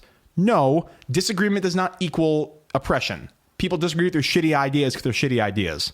And so, all that considered, I'm sorry for ranting for like 10 minutes on it, but like all that considered, I think it's just wildly inappropriate and hugely hypocritical for Disney to already have known about those things that James Gunn said, him, you know, already have apologized for them, already explained himself, already given the context. But because, you know, they're so afraid of seeming biased, those old tweets that have already been explained to them are the reason why James Gunn is no longer a head honcho in the MCU. That I cannot get behind it. And honestly, I will probably not see Guardians 3 if he's not directing it, to be completely honest with you. Because, but what if they use his script though? That doesn't matter. Like the principle is still the same, where he's the one, this is his baby. He's the one who made Guardians of the Galaxy a household name. They were off-color fucking people in the comics that weren't even funny. And he made his own brand of branding awesome 70s music to like space opera. Like that's like, no one thought to do that. And the fact that he basically pioneered this new genre that people are even trying to emulate now. And so the fact that they didn't stick up for him is, I think, just it's a statement on, you know, them not being the morally best company, Disney. You know, I do agree with everything you said. I do think I just think timing was the biggest issue. I feel like if they had wait, let's say, because I don't remember if this came first before the whole, oh shit, let's fire Johnny Depp from Fantastic Beasts. Like whichever one came first. Obviously, Warner Brothers stuck with their person, and eventually the movie was going to be made. Obviously, I think they're gonna have some issues promoting it before it comes out. Like, to what extent do you want Johnny Depp involved in like the promotional material? Like all these tours they're gonna do. Obviously, he's gonna be asked about it. He's gonna be pissed, and he's probably gonna say something really smart when he's pissed about the interview questions he's getting. So maybe you don't send him out on, like, especially Europe. Like they don't give a shit. Like those reporters are gonna ask whatever they want. And if you're in a promotional tour and you're doing back to back interviews and everybody's asking the same damn question, at some point you're just gonna snap. Yeah. You're just gonna snap and just talk the most shit that you can't afford to talk, to be honest. So maybe the studio says, you know what, it's not safe to send him out there, but we're still gonna keep him in the movie. We're still gonna do the movie we wanted to do. Disney could have done something similar but then again, it's the director. Like, if the movie's coming out and director is not part of the, is not part of the promotional material, then do you think you can actually make money? Like, because the alternative is, like you said, you're probably not going to be the only fan who's not going to see the movie if it doesn't feature his direction. So it's just a principle thing, man. It's like so like you have to pick your poison. Basically, you're gonna suffer at the box office because either James Gunn is not the one who directs the movie, or he's not really involved in promoting the movie. At some point, you're gonna have to take a box office hit. But which one can you stomach more for a PR perspective? I think the answer is pretty clear there, and that's the unfortunate thing. I just think it's a timing thing. It's a also they had this Fox deal going on too. So if the PR wasn't on your side when you're trying to get such a big acquisition, I don't think you want to take the risk of having bad public perception while you're trying to do that. I just don't like honestly, and Disney didn't even like the ones that I read, Disney didn't even reference the fact that these tweets were like, shown to them like before, when he was first hired by the No, MCU. they didn't. That's true. Because and that's so weird because I had to dig to find those same news. here. Yeah. I'm like, that's a huge part of the story because it's not like, it's Mike Cernovich, discovered these in a vacuum. Disney and the execs of Marvel already knew about it. They already heard the context of, look, I'm not racist. I'm not discriminating against Jewish people or anything like that. I was a provocateur. I was an asshole. And I've wildly changed my behavior and worldview, and I apologize. But the fact that they didn't bring that part up of the story that's the thing that really discounts it for me. Because like before I knew that, I was like, okay, it sucks. Like I'm a free speech absolutist, so I definitely am on the side of James Gunn. But at least I can understand the sentiment with Disney. After learning that, I really can't understand why they fired him. Like, and even with the whole cancel culture thing, the fact that they already knew about it and then they fired him is just the most hypocritical thing. And I honestly, I'll say it again. If he doesn't direct the movie, I probably will not see another Guardians movie, like that, which just is sad because I love those movies. I loved Volume 1 and Volume 2. I think Disney knows that, and they're willing to. I don't think James Gunn's career is over the way I think. I do believe Kevin Spacey's over. Like, so Kevin Spacey got replaced in the movie. Like, that's all the money in the world, yeah. And it costs a lot of money to do that. Isn't that pretty nuts? Like, imagine Johnny. That didn't happen to Johnny Depp. Like, imagine just somebody else being cast in that movie, and then you still do the movie anyway. Like, that could have DC could have. I'm sorry, Warner Brothers could have done that, but they didn't. So yeah. And isn't that crazy how Ridley Scott like reshot his movie and was in like 18 days with Chris Plummer? Yeah, it was very. I was like, damn, like good for him. And there were other controversies there too. Like the whole Mark Wahlberg paid a lot more money than his female co-star. I think it was Michelle Williams. Anyway, whatever. Okay, that's a different thing. But he's been around for like 30 years. Like Michelle Williams is. Yeah, well, God. Yeah. So, but that's not the point. The point is, he was replaced. Yeah. So I think his career is over. I think obviously Weinstein is not gonna produce another movie. Oh, absolutely. But I do not believe James Gunn's career is over. I feel like maybe his career at Disney is over for he understands these things. Like, I don't think he has bad feelings. He understands the nature of it, the nature of the politicized nature of his firing. He understands that. But obviously, he's probably a little bit too talented, a little bit too creative and too unique to keep. And he's young still. He still has perhaps his best work ahead of him. So because of that, I feel like maybe if you give it a couple more years, he'll start off like slow, maybe directing a couple of TV episodes here and there, and then working his way back towards big picture type of situations. But at this point, yeah, I mean, I as far as I know, he hasn't tweeted. I'm not sure if he shut down his Twitter account, but I don't think he's tweeted since he basically was fired. I don't know how long. It's been like half a year at least, so he's effectively off Twitter. Like, he's not doing anything. Like, he has the symptoms of his career being over, but I just don't think that's the case.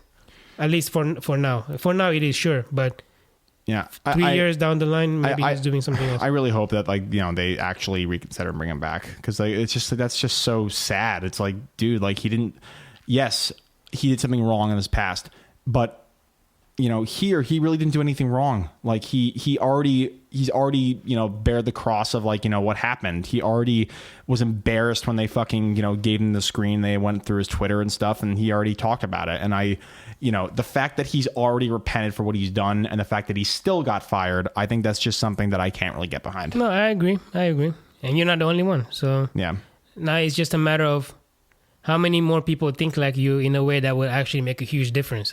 And obviously the difference you can make here is the box office. The difference between opening at, let's say, 150 million for Guardians 3 versus even half of that, 75 or 100 million.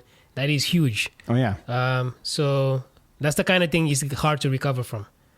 So we'll find out. Obviously, the movie's been delayed, but the script is there. The pre-production was pretty much done. So it could have been on schedule, but you just got to give it more time. Part of it is basically all of them died after Infinity War, so you kind of do have an out if you wanted to. Just kill Rocket Raccoon in in Avengers 4, and you're done with the Guardians. You could do that, but then I don't know. I mean, you have options basically. Well, that's what I'm saying. And obviously, you have to be aware of what the environment is and how to proceed from that. You can always bring him back for this purpose, but you have to be aware of the environment for doing that, and be willing to weather the storm. You didn't weather the storm before you fired him. You could weather the storm after you rehire him. So it's a choice that they're going to have to make at some point. Yeah, I honestly, if I'm going to predict, I think they will rehire him. I think it'll be a little bit more time before the movie comes out, obviously, but I do think that they're going to rehire him because, like, I really don't see the comparison between the thing with Roseanne Barr and James Gunn. I really don't. I think they're completely different.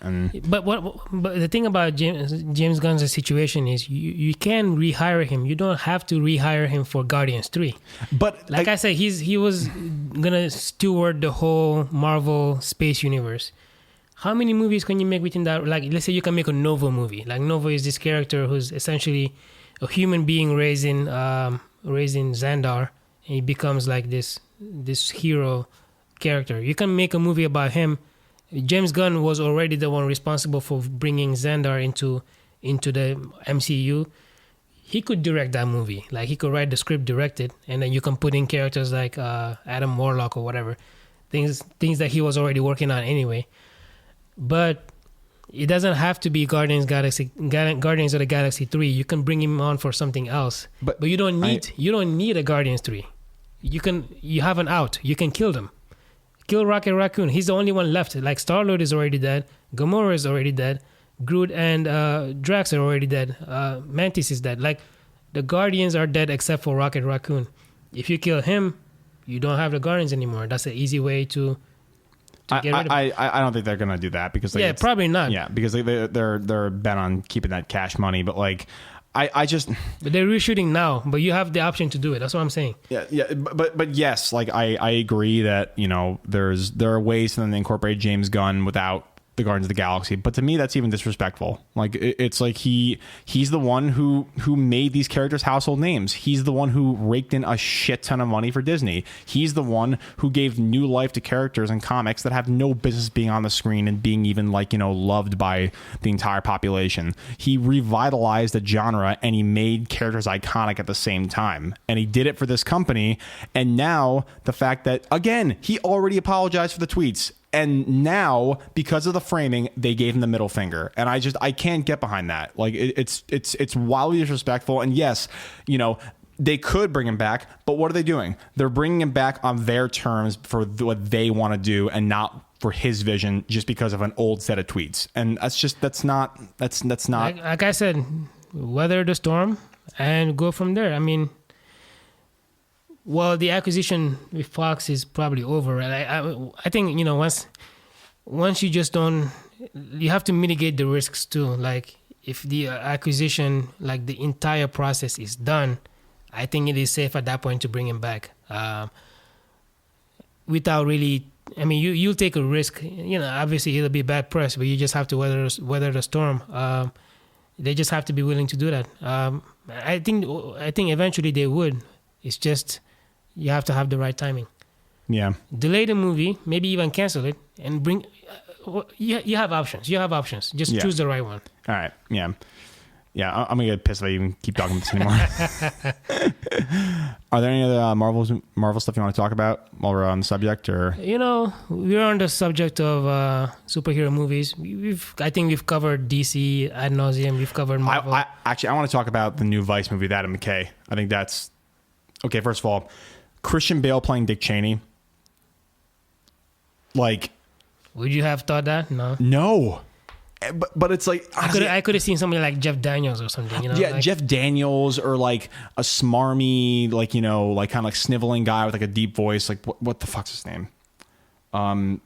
If he gained a lot of weight, I think Hank Azaria could have played Dick Cheney pretty well. Okay. Yeah, but he had to gain a lot of weight. He's a stick.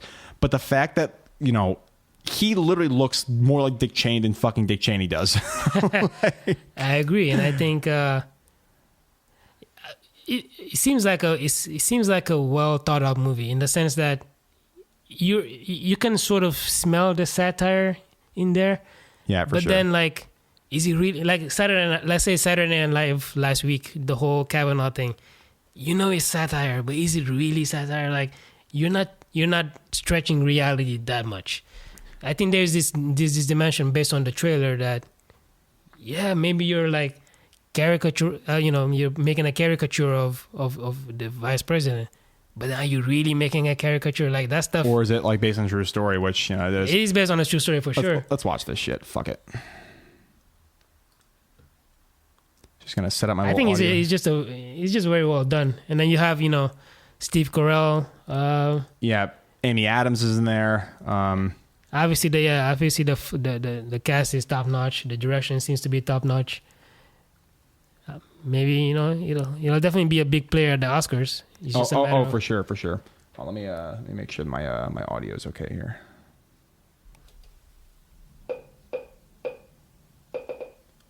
Hold on 1 second. Stand by. All right. Output. USB codec. And don't worry, for all the listeners, I will edit all this crap out. Don't worry. There we go. All right, cool. We're set. All right. Ready? Play.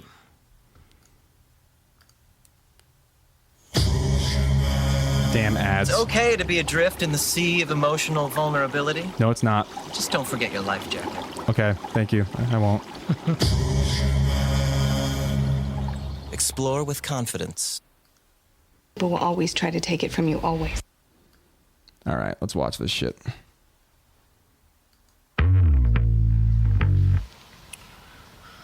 What do you say?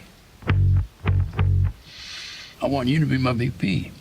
I want you. You're my vice. Well, George. Okay, first of all, Sam Rockwell is George Bush. Like, that's just the funniest pairing I've ever seen in my life. Like, that's incredible. Because it's so funny because, like, if you look at, you know, Christian Bale here, he looks, you know, he's Dick Cheney in that thing. And then Sam Rockwell is playing this idiot, and he looks at a guy playing someone in a wig. It's a funny dichotomy. But anyway, I digress. Well, George, I'm the CEO of a large company. And I have been Secretary of Defense, and I have been White House Chief of Staff. The Vice Presidency is a mostly symbolic job. However, if we came to a different understanding, I can handle the more mundane jobs, overseeing bureaucracy, Unreal. military, energy, and foreign policy. Yeah, the mundane jobs of all those things. I love his reaction here. Yeah, right. I like that. Also, the song on this trailer is killer. When you have power, people will always try to take it from you, always. I gotta rewind. Look at that fucking belly. Look at that thing. The guy is known for his weight transformation. Yeah, That's what he does. but that's crazy because the machinist, yes, he lost like all the weight in his body, and then for American Hustle, he gained some weight and he got pretty fat. But he bulked up in between all those times for each of the Batman movies. Machinists came. It was right before Batman Begins. No, it was after Batman Begins, and then The Dark Knight. He lost all the weight. I just remember he gained like 100 pounds between those two. Yeah, no, for sure. Like, I mean, he's gonna have a heart attack in like a couple of years. Yeah, But like, he knew that was the risk. Actually, he was getting sick when he was doing that. Like, he's a legend when it comes to that stuff. oh, method acting is crazy. I can't think of a different actor that's like better at method acting than he is. I don't think. Well, obviously the master of that is what's his name? Jared Leto's pretty good at that too. Yeah, No Country for Man. Like Javier Bardem. No. Lincoln. Daniel Day-Lewis. Oh, sure, yeah. Day-Lewis is but I mean, you don't see like a lot of body transformations from him though. Yes, he does like a year and a half of research for the character, but you don't see him do like the whole transformation physically to turn into somebody. At least from what I've seen. Well, he's known for like being very eccentric. Like, was it like Gangs of New York? There was some like he became a butcher for that role. Yeah, like he was carrying his butcher's knife or something the whole time, and I remember.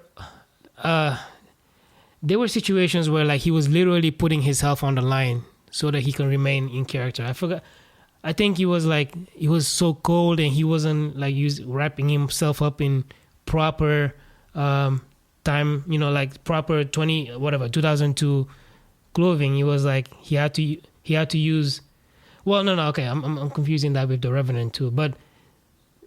There's just some legendary stuff with Day-Lewis. Even Leo DiCaprio is doing some of that too. Oh, for sure. Well, I mean, with My Left Foot, like he tried for like months and then to not use like any other part of his body, which is pretty crazy. Like, yeah, there was also something like where I think when he was doing Lincoln, he couldn't use like any technology that wasn't from 1860s. Yeah, he's like pen and quill and shit. To, like, so right. Yeah, he's But regardless, Christian Bale's method acting is just it's.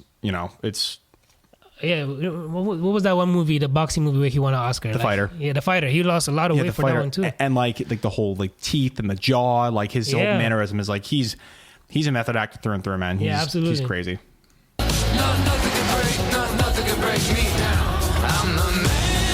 Oh man, and they're gonna show the whole thing where he shot his friend, like with the hunting thing. Oh shit, really? So if you go back to that, so you see him in right there. So he's in like remember that thing? That's what it is. Remember that he like shot somebody like when he was like hunting elk or something like that. Yeah. Oh my god, if they show that, he's not going to be a happy camper when the movie gets released. What's up? It's clever cutting because it's like intercut with the war like scenes, a war scene. Yeah, unreal. Are you even more ruthless than you used to be? And also, I think Steve Carell is the most underrated actor. I think he's so good. Steve Carell has really transformed himself into a dramatic actor. Like remember Foxcatcher back in 2013? Foxcatcher, yeah. So it wasn't the only one too. Like it was. Then The Big Short, he was in there too. Big Short. Even this year, he's coming out with a movie with I don't know the title, but it's him and Timothée Chalamet. It's like I think is he Boy? No, it's not Boy Erased. It's something else. But it's like a Timothée Chalamet is like his addict, this recovering addict, and I think Steve Carell is his father. It's like a pretty decently dramatic movie. Yeah. And people are tapping him for perhaps like a supporting actor nomination this year. Again. That's awesome. Anyway. Great editing right here with the title and stuff too. That's genius.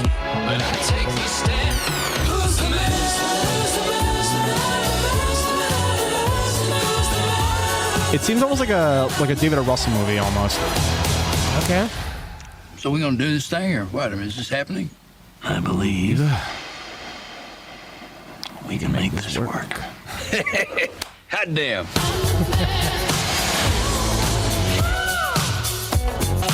And so the movie was apparently originally called Backseat because, like, obviously Right, he's in the I backseat of the remember that. driver's seat. But I think Vice is like the much better name. It's like it centers the whole movie, like vice president, but like double or triple entendre. oh my god, multiple, man, like goddamn, like you know, I was talking about the earlier, like one of my next video essays, one of my shorter ones is going to be like why Adam McKay is like, you know, one of the most exciting filmmakers because like he was doing dick joke comedies a couple years ago and he's already been nominated for best director, best script, and best picture. Like I'm like. Basically, his first like real try. Oh yeah, first real try for sure. I think he's done like some HBO stuff after The Big Short, but like, you know, this is his follow up, and he gets like Christian Bale again, gets Amy Adams, gets, you know, Steve Carell, gets. I mean, this is a unreal cast, and plus Sam Rockwell playing on supporting actor has like been, you know, pretty crazy too. Oh yeah. But yeah, I can't see anything else to that movie except for it being great. Like it's going to be awesome. Yeah, I'm absolutely. pretty excited for it. And I mean that killer song is just jam too, so good. Oh man! All right, man. Well, anything else you want to talk about before we wrap things up, or? Yeah, just to. Well, how was your Dark Phoenix? New trailer came out a few weeks ago or a few days ago. I don't even remember. But then, you know what? Let's watch it. Whatever. Let's keep it. Like the movie was delayed, so it was supposed to come out. It was supposed to come out this year, maybe like next month, like November 2018. It was delayed till February, basically around the same time that Captain Marvel was gonna come out. And now it's been delayed back to June, which probably makes sense because that's when Fox usually releases their movies, like end of June. Because usually Marvel does like first week of May. That's Marvel. Like Infinity War 2 will come out that time. On my birthday next year. So on your birthday, right? The 3rd? Yeah. May 3rd, yeah. So hopefully it'll be good birthday gift. Absolutely, yeah, good. But then, yeah, the typical Fox movie is June, which I don't know why they try to, go away from that, but clearly... Well, this movie had issues. I mean, I feel like they shot it. They realized it's not that great. They had to reshoot it. And now they released the trailer. I think the trailer was pretty well received, actually. It was not bad at all. I've only seen it once, so I can't really form an opinion on it. But I just really don't buy Sophie Turner as Jean Grey. I'm just not a fan. Because, I mean, her performance in Apocalypse, I mean, there are a lot of things wrong with that movie. But yeah, to be honest, I think this movie, the cast is bigger than it should have been. I feel like, yeah, I can see you bringing the whole First Class people back, but like they don't need to be in this movie. Like, exactly. Like Quicksilver shouldn't be in the movie, I don't think. So officially, between First Class and this movie, is like 30 years have passed. Mm-hmm. Like reasonably, you can show the characters looking basically the same. I mean, phase them out. Like phase Magneto out, phase Xavier out, phase well, I mean, you can't really phase Jennifer Magneto and Magneto and Xavier. I don't think you can phase out, but no, like, I'm sorry. They are essential in her story. Magneto and yeah, they are essential in her. But there story. are members of the X-Men you shouldn't put in there. Like Nightcrawler has no reason to be in this movie. I don't think. Nightcrawler should be in there because they were contemporaries in Apocalypse. Like they're in the same generation. Sure. But Jennifer Lawrence doesn't have to be there. I don't think Beast has to be there either. Well, I mean, Jennifer Lawrence. It's a different generation. Well, I mean, Jennifer Lawrence did a terrible job with Apocalypse. She looks like she didn't give a shit in the movie. Like clearly didn't give a shit in the movie. No, sure. She had other things going on as well, whatever. But I don't think she needs to be in this movie. Yeah. So, you have a bigger cast than you need to. You have a bigger cast that's necessary. And like I feel like if this one was like more, I don't know if episodic's the right word, but you know what I mean? Where it's like, it's centered on just a very few members of the ensemble. It's not like an X-Men movie. Yes, it's set in that universe, but they don't have to involve the entire team. Like, Logan obviously is not going to be in the movie. Cyclops obviously has to be because, like, it's a love interest, and then Xavier and Magneto like necessarily have to be it for the moral conflict. But you don't need every member of the X-Men. Like, maybe they're off doing something else, and maybe have like a little side plot with them. But like, to have them all be in this like conflict where it's supposed to be intentionally supposed to be pretty personal, right? I mean, obviously.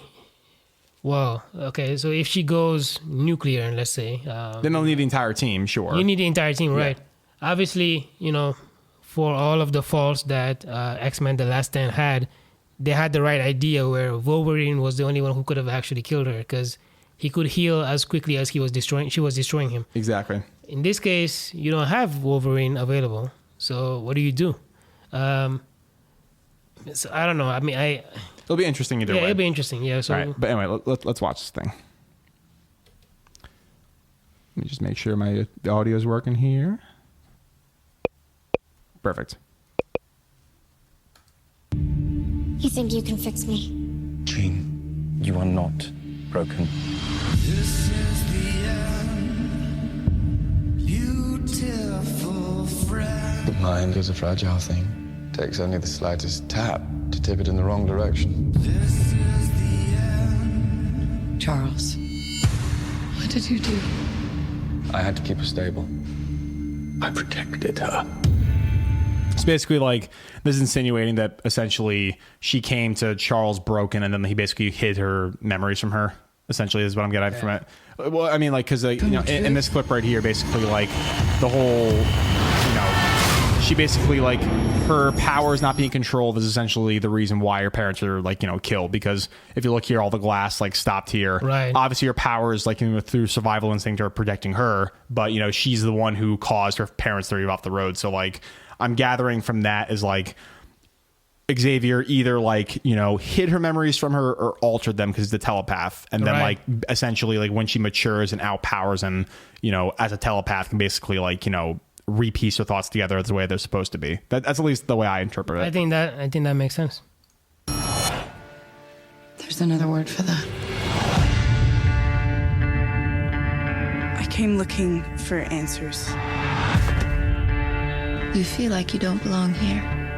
You don't. She's got to be an alien, Jessica Chastain. Like, look at her. Like, look at her. You don't. Look at her.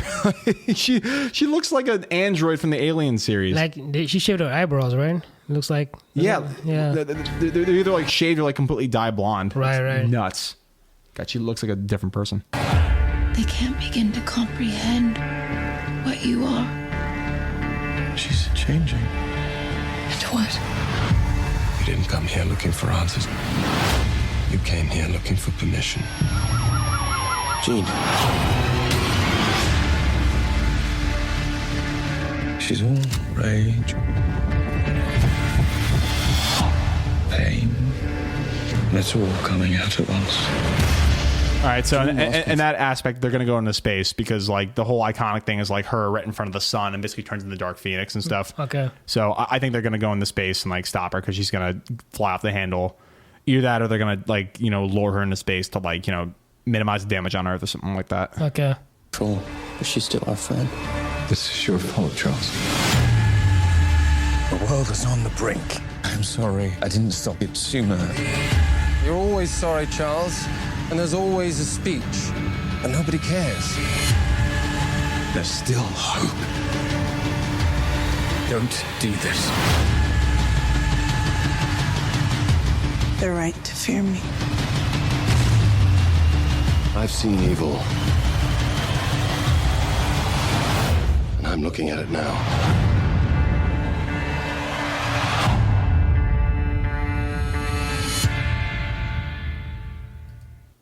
All right, what do you think? I think there was a lot going on. It's one of those things where I think it had the same issues that the Comic-Con trailer of Aquaman had, which is you want to show, in a teaser trailer, you want to capture a lot of the different aspects of the movie, but then Yeah, they have to come together somehow. I just don't think this one coalesced as well as it could have. And the same thing could be said for that Aquaman trailer versus the one that just was released this past week. It was a lot clearer. Like I was like, what the hell are they doing in the desert? That doesn't make any sense.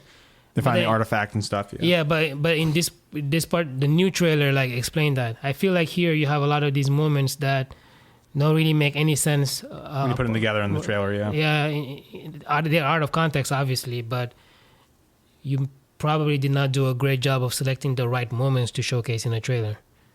Yeah.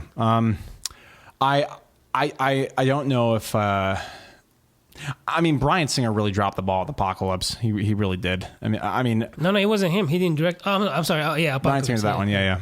Bryan Singer came back for Days of Future Past, which is a fantastic film. I love Days of Future Past. It's a great film. Yeah, one of the best honest superhero movies. Like, just so well done. But absolutely. But fuck, man, the Apocalypse.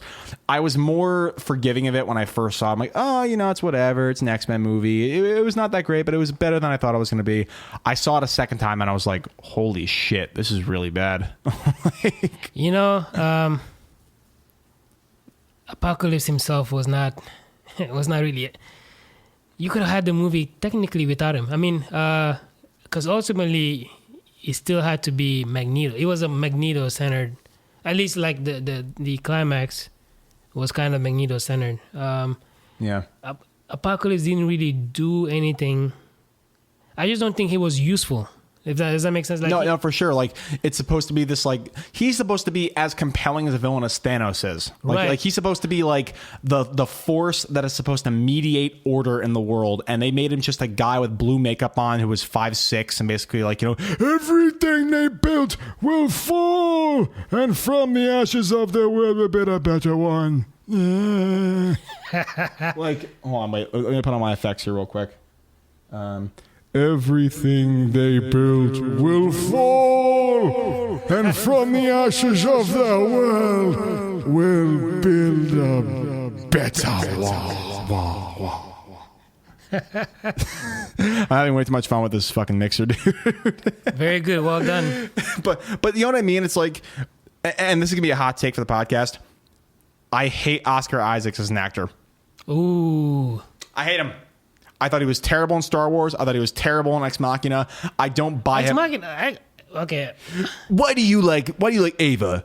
She's fucking amazing. Yeah, she's fucking amazing. Now I'm gonna go drink vodka in my pool and pass out.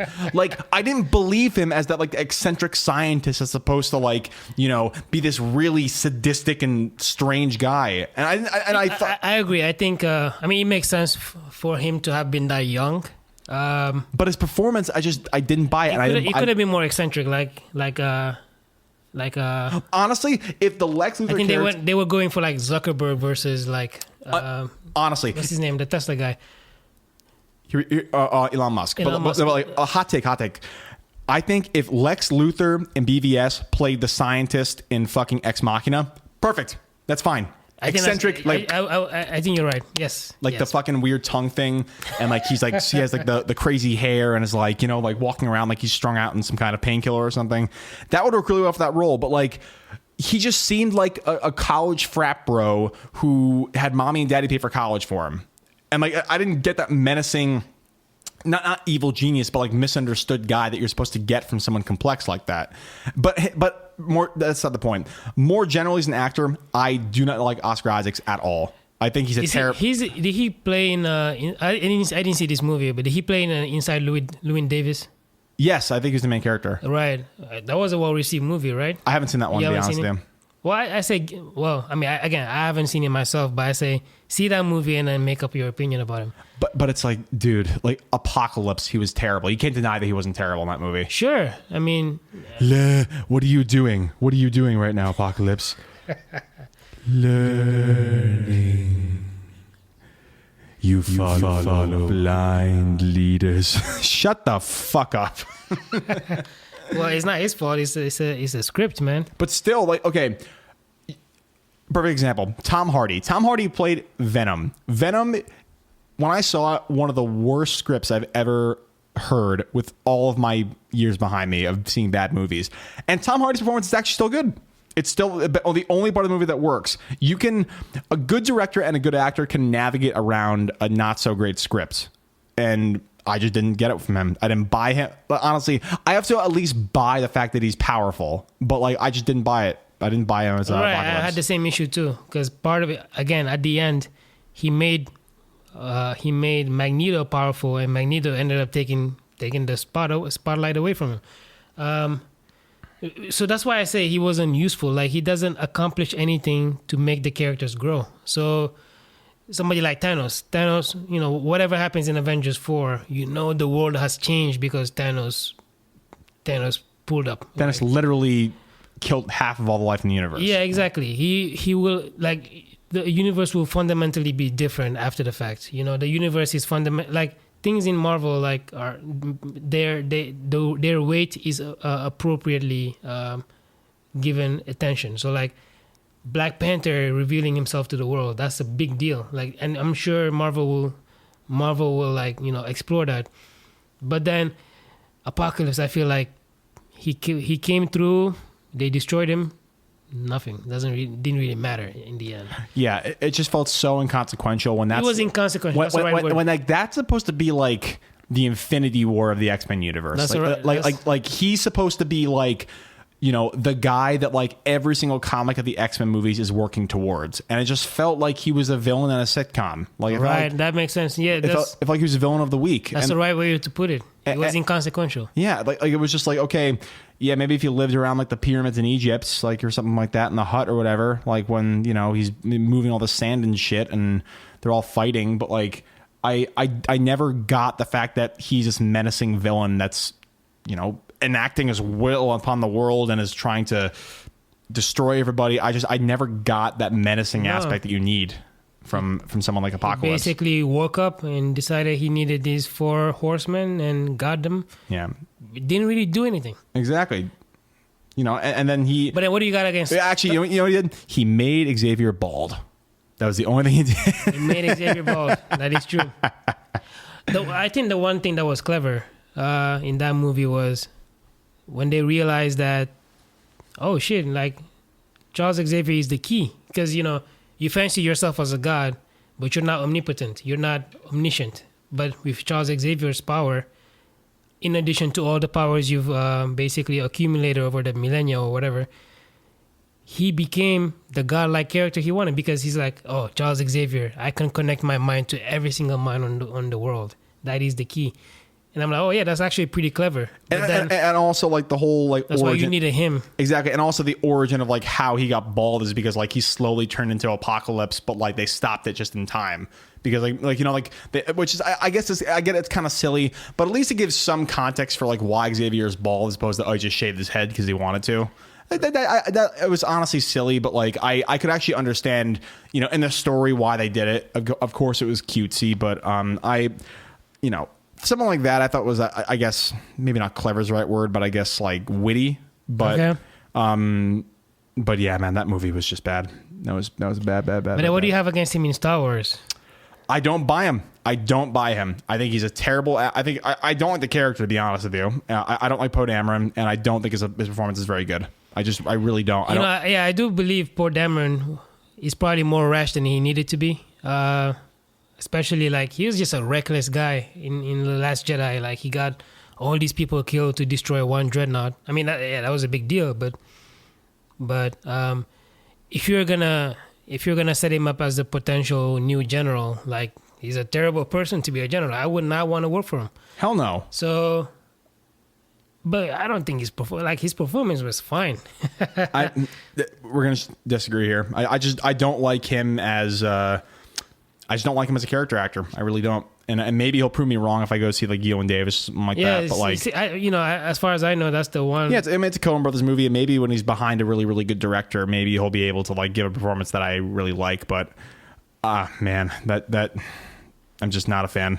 Yeah, I mean, I wish I was, because he's like one of the most beloved actors right now. Everyone loves fucking Oscar Isaacs. He was the internet's boyfriend. Oh yeah, that's like a very exclusive title. I remember. I think he was after Star Wars came out. He was like, oh my god, that's the new internet's boyfriend. Yeah, and like the whole like bromance with like him and Finn and stuff was like cutesy, and I thought it was like funny, but I wish I latched onto him as an actor. I wish I respected his performances more, but I just really don't. I mean, he hasn't really been around for long, so just give him time. Maybe. But yeah.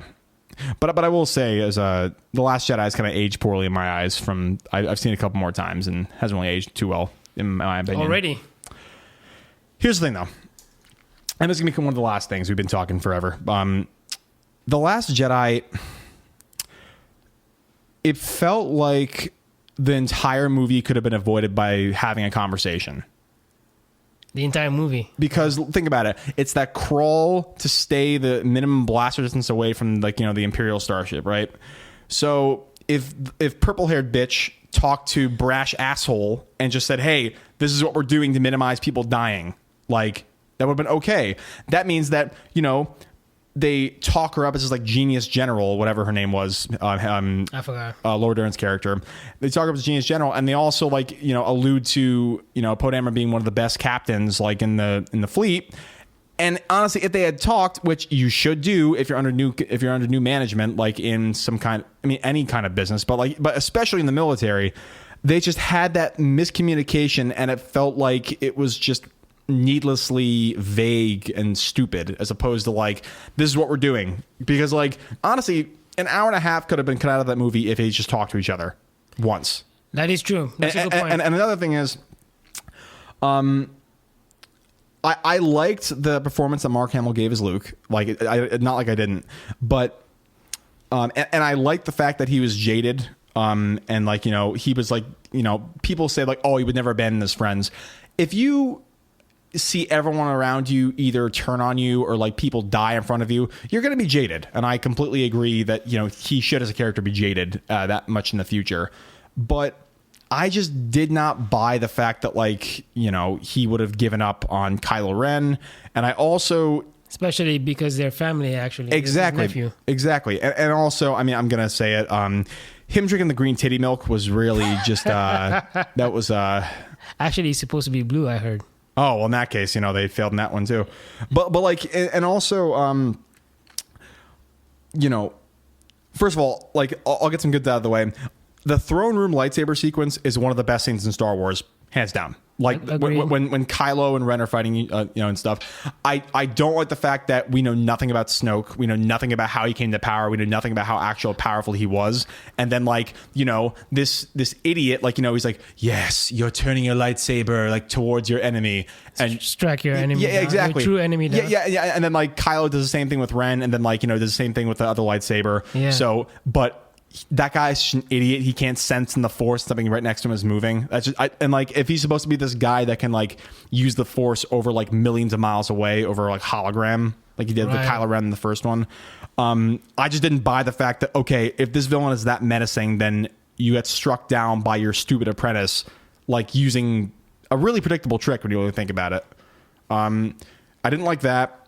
And, also, Carrie Fisher, we got to talk about that. Carrie Fisher is dead in real life, and they have her just live at the end of the movie, which I get it. They wanted to respect her performance. They wanted to keep it the way it was, but they had an out. She was dead in space, and then they somehow imbue Force powers to her, and she resurrects herself, goes back to the ship. And the reason why that's problematic is because that, just focusing on characters, bringing her back to be alive doesn't accomplish anything. Exactly.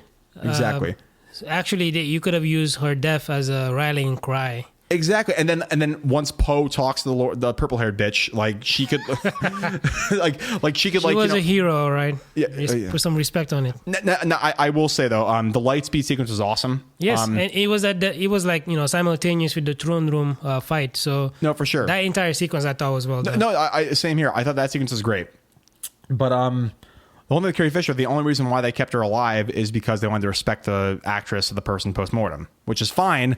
But, what are you going to do with her now? Are you going to have the CG thing? Are you going to do some kind of thing where in the opening crawl you say, look, Princess Leia is dead, which seems kind of shoehorned in. Killing her off screen is actually even worse for somebody's legacy, right? Exactly. Because it's you don't give her the actual send-off she deserves, which, obviously...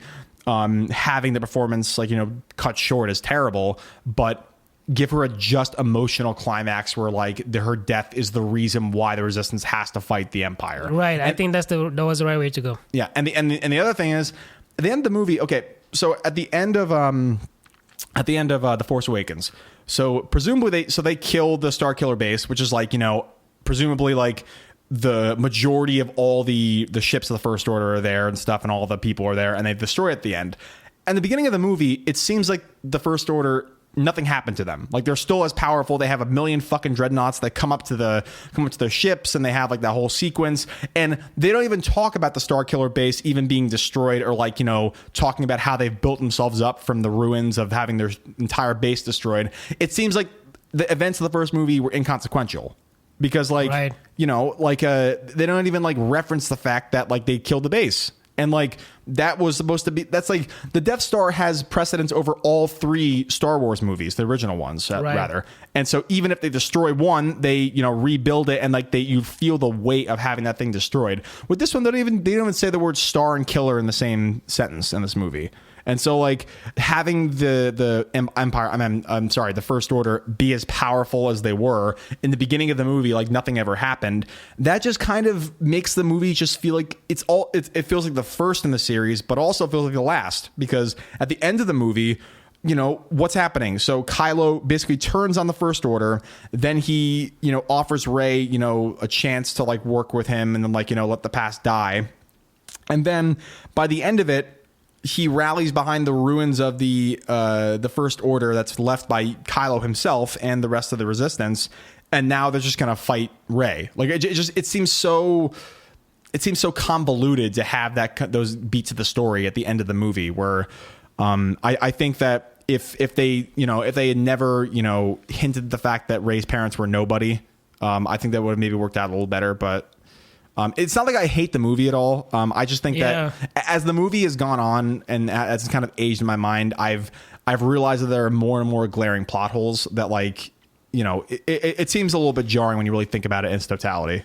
You know, there were a lot of things you said I hadn't really considered before, like the whole Kylo Ren character arc. I feel like once he kills Snoke and he's basically rejected by Rey for, you know, basically wanting to rule the universe together, what does he do that actually makes sense from a character point of view? You know, though you can argue that the whole thing with Luke, like, I want every single ship to fire on this man, like, that's personal. That's fine. Oh, for sure, 100%. You know, you earned that. You know, the guy tried to kill you. Of course, you're gonna try to destroy him as much as you can. But then the difference between him and Vader, he's not. I don't personally buy the whole he's the military leader of the First Order now. Like, you know, what is the use of General Hux? General Hux, like, that's a useless character. I mean, at least he screams at the camera and says "fire everything" 25 times. I mean, it's like, at least in the original Star Wars, you know, General Tarkin, like, or Grand Moff Tarkin was a formidable foe on his own right. Like, he's a ruthless guy. Obviously, you know, he tells, hey, Princess Leia, give me the location of this rebel base and I'll spare your planet. Yeah. She gives it to him and he still destroys the planet. Like he's ruthless like that. General Hux is just like this caricature of a character, basically a crybaby. Oh, for sure. That's a great way to put it. He's a caricature of what you think of a fierce military leader should be. Yeah, exactly. You know, I don't understand why he's even there. And so you kill Snoke. Why not have General Hux be the proper leader, but then you have Kylo Ren basically force-stroke him, and that's it. He gives up his seat as the supreme leader, right? Yeah, exactly. Doesn't make any sense. So, you know, there is. I don't think Kylo Ren being the head of the First Order makes sense. Without General Hux being killed as a result. Right. Like, you know, if he did something like that. I just don't know. What is he going to do with that power? Like, I don't understand what he's going to do with that power. Yeah, and not only that, but like, so he destroys the entire, you know, like the head command of the First Order, like Snoke and the guys in the red suits and stuff.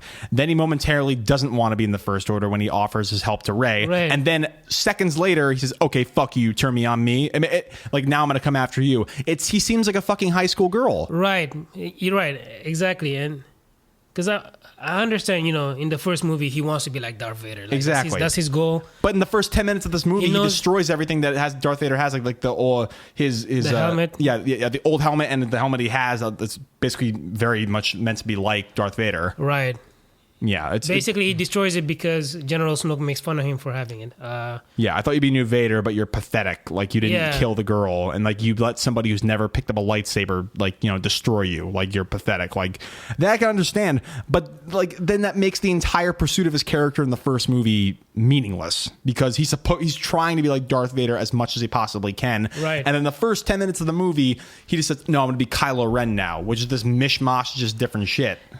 And what does that mean to be Kylo Ren? We don't get a good answer from this movie. He kills his dad. His mom is, alive, but is, dead in real life. He has obviously. a chance to kill her. He doesn't. Yeah, he has no redemptive, capabilities now because, obviously Carrie Fisher's dead in real life. Luke Skywalker is dead.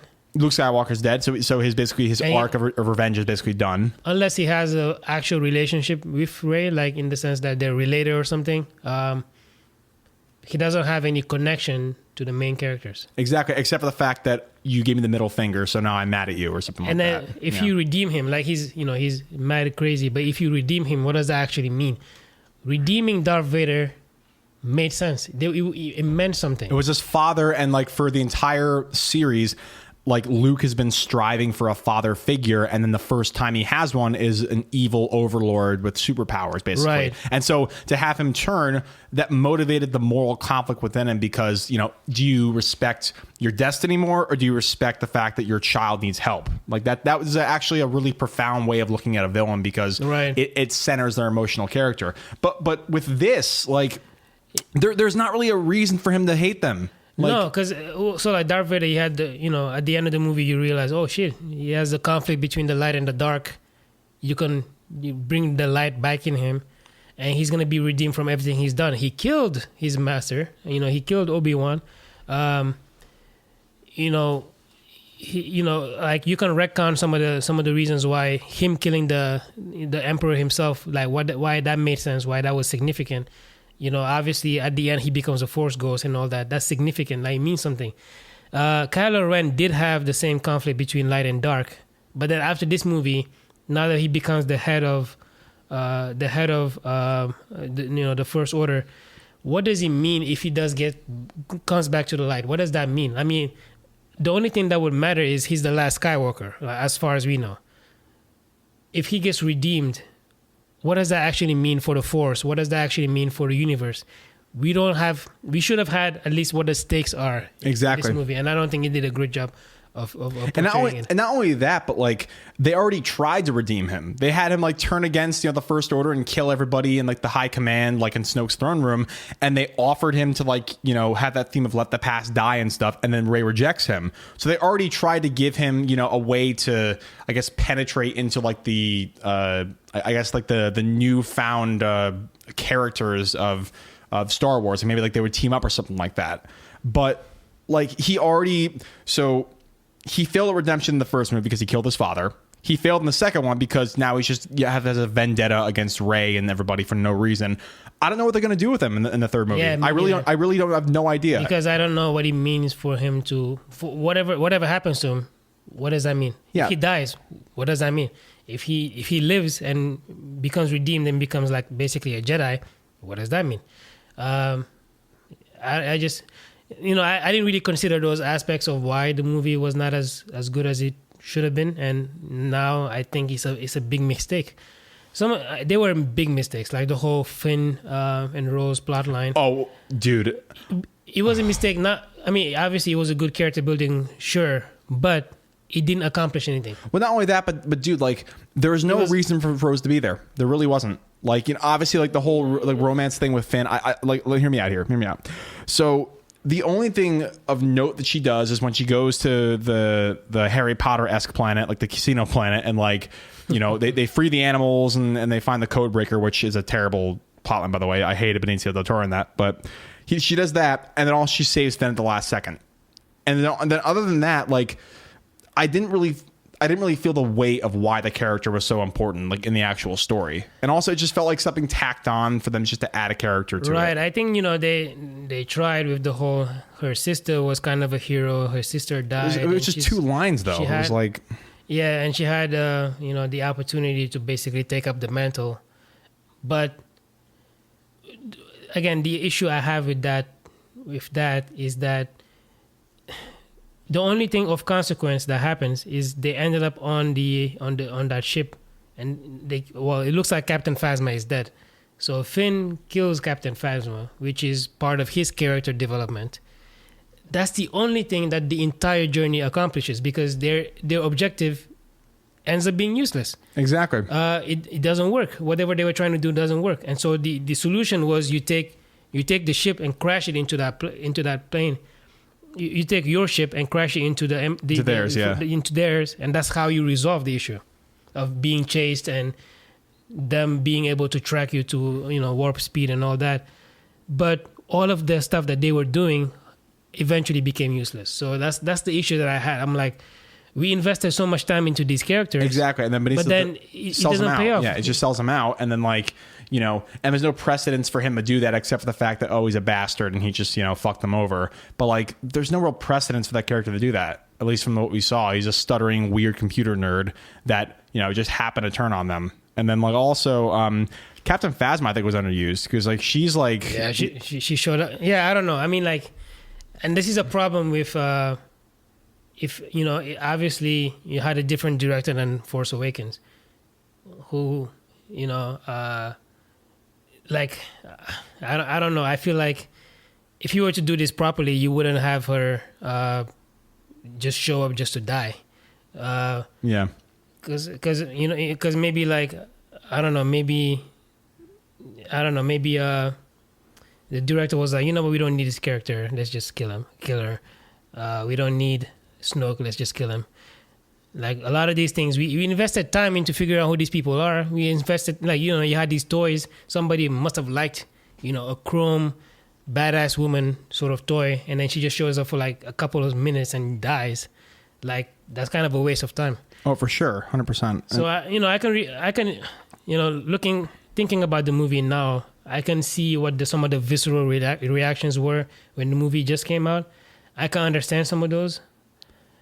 And then I don't think the redeeming quality of the movies were sufficient to really overcome all of these things and it's not really nitpicking what we've done. These are legitimate issues. Yeah, if you look back as a third party and know nothing about Star Wars and look at the plot, there are some issues there. There are a lot of issues. I feel Yeah, and I'm not saying that it's a terrible movie. I'm not saying that at all. I thoroughly was entertained and stuff. But as I've watched it, I think I've watched it, I want to say 4 times now. Okay, that's more than me. I've watched it 2 or 3 times. I think twice. Yeah, maybe 4 or 5. I forget. I'll just put it on the background sometimes, when I'm just relaxing in recent memory. But man, it was just it for a movie that was so overhyped by the critics. It seemed like there were just a lot of plot holes. Now, I'm not saying that it's not a good movie. It's entertaining and it's well put together in terms of a practical. It's well crafted. It's well crafted, but when you really take a magnifying glass too, and not even a magnifying glass, if you take 3 steps back and look at the plot, it seems inconsequential. It seems there really isn't. Okay, so you have that crawl for the entire movie. When you have something that can, it could have been averted by them just talking to each other. That's out of character for apparently this amazing military leader, Laura Dern, who's supposed to be this amazing military leader, and also Poe Dameron, he's brash, of course, but he's supposed to be this brilliant strategist, and he kind of sucks. Well, he's not really a strategist. He's just a great pilot. Sure, okay, sure. But you know what I mean? Where that whole miscommunication, it felt like high school drama as opposed to a Star Wars film. I feel like the only thing that really worked was Rey's character's development. I do like Rey being the mentee from Luke. Right. I think that made sense. I could have done with more of that though, and I could have. I think the whole parent thing was a mistake. Oh, for sure. If they had more of a payoff with her actual lineage, I think I probably would have been pretty happy with it. But. I mean, again, I don't think it's a terrible film. People were like, this is the worst movie ever. There are serious problems. I still enjoyed it, but I mean, it's aged a little bit more shittily in my mind, in recent memory, which... I mean, it hasn't even been a year, and you're saying it's not aged already. So, All right. Yeah. It's my hot take. That kind of bubbled up from my hatred of Oscar Isaacs, but and that just reminds me, like, this year is just not this year is a pretty slow year for movies. I feel like for sure. Next year is going to be a lot more exciting the way 2016 was. So you have the new Star Wars, Infinity War 2 is coming out, and Captain Marvel on the Marvel side. Then DC, Wonder Woman, I guess, is coming out. Maybe Shazam. And then like Fox, Dark Phoenix. But then like you also have movies like It Part 2, which I'm really looking I'm so forward excited to. for that. That's going to be great. Fantastic. I'm so excited for it. It's like part of it is we saw the first movie, we loved it, and then like the internet basically cast it. They basically did their dream cast.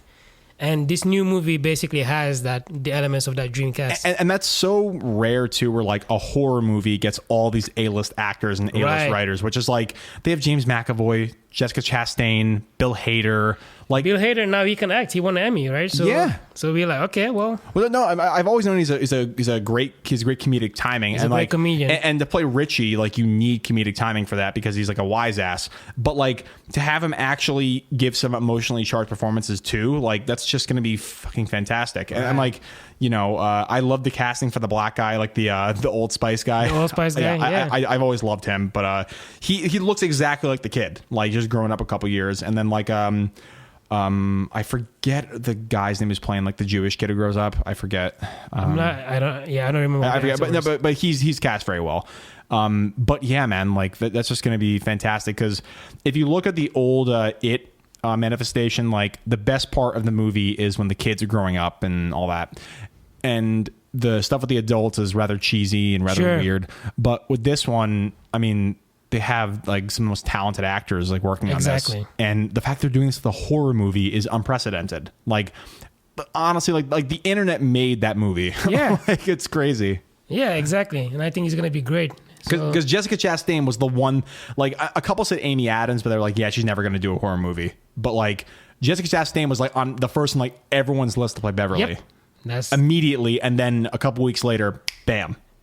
Like, and then James McAvoy, like he can pull it off. Oh, for sure. I'm just excited. Oh yeah, it's going to be fantastic. And plus, like, I don't think anybody, knew that it was going to be as critically and as financially as successful as it was. I mean, obviously, like it was a very cool trailer, and some people like don't like the movie, but like I thought it was fantastic. I really loved it. Absolutely. Yeah, we saw it together though, right? Yeah, I remember that. Yes, we did. Yeah, that was awesome.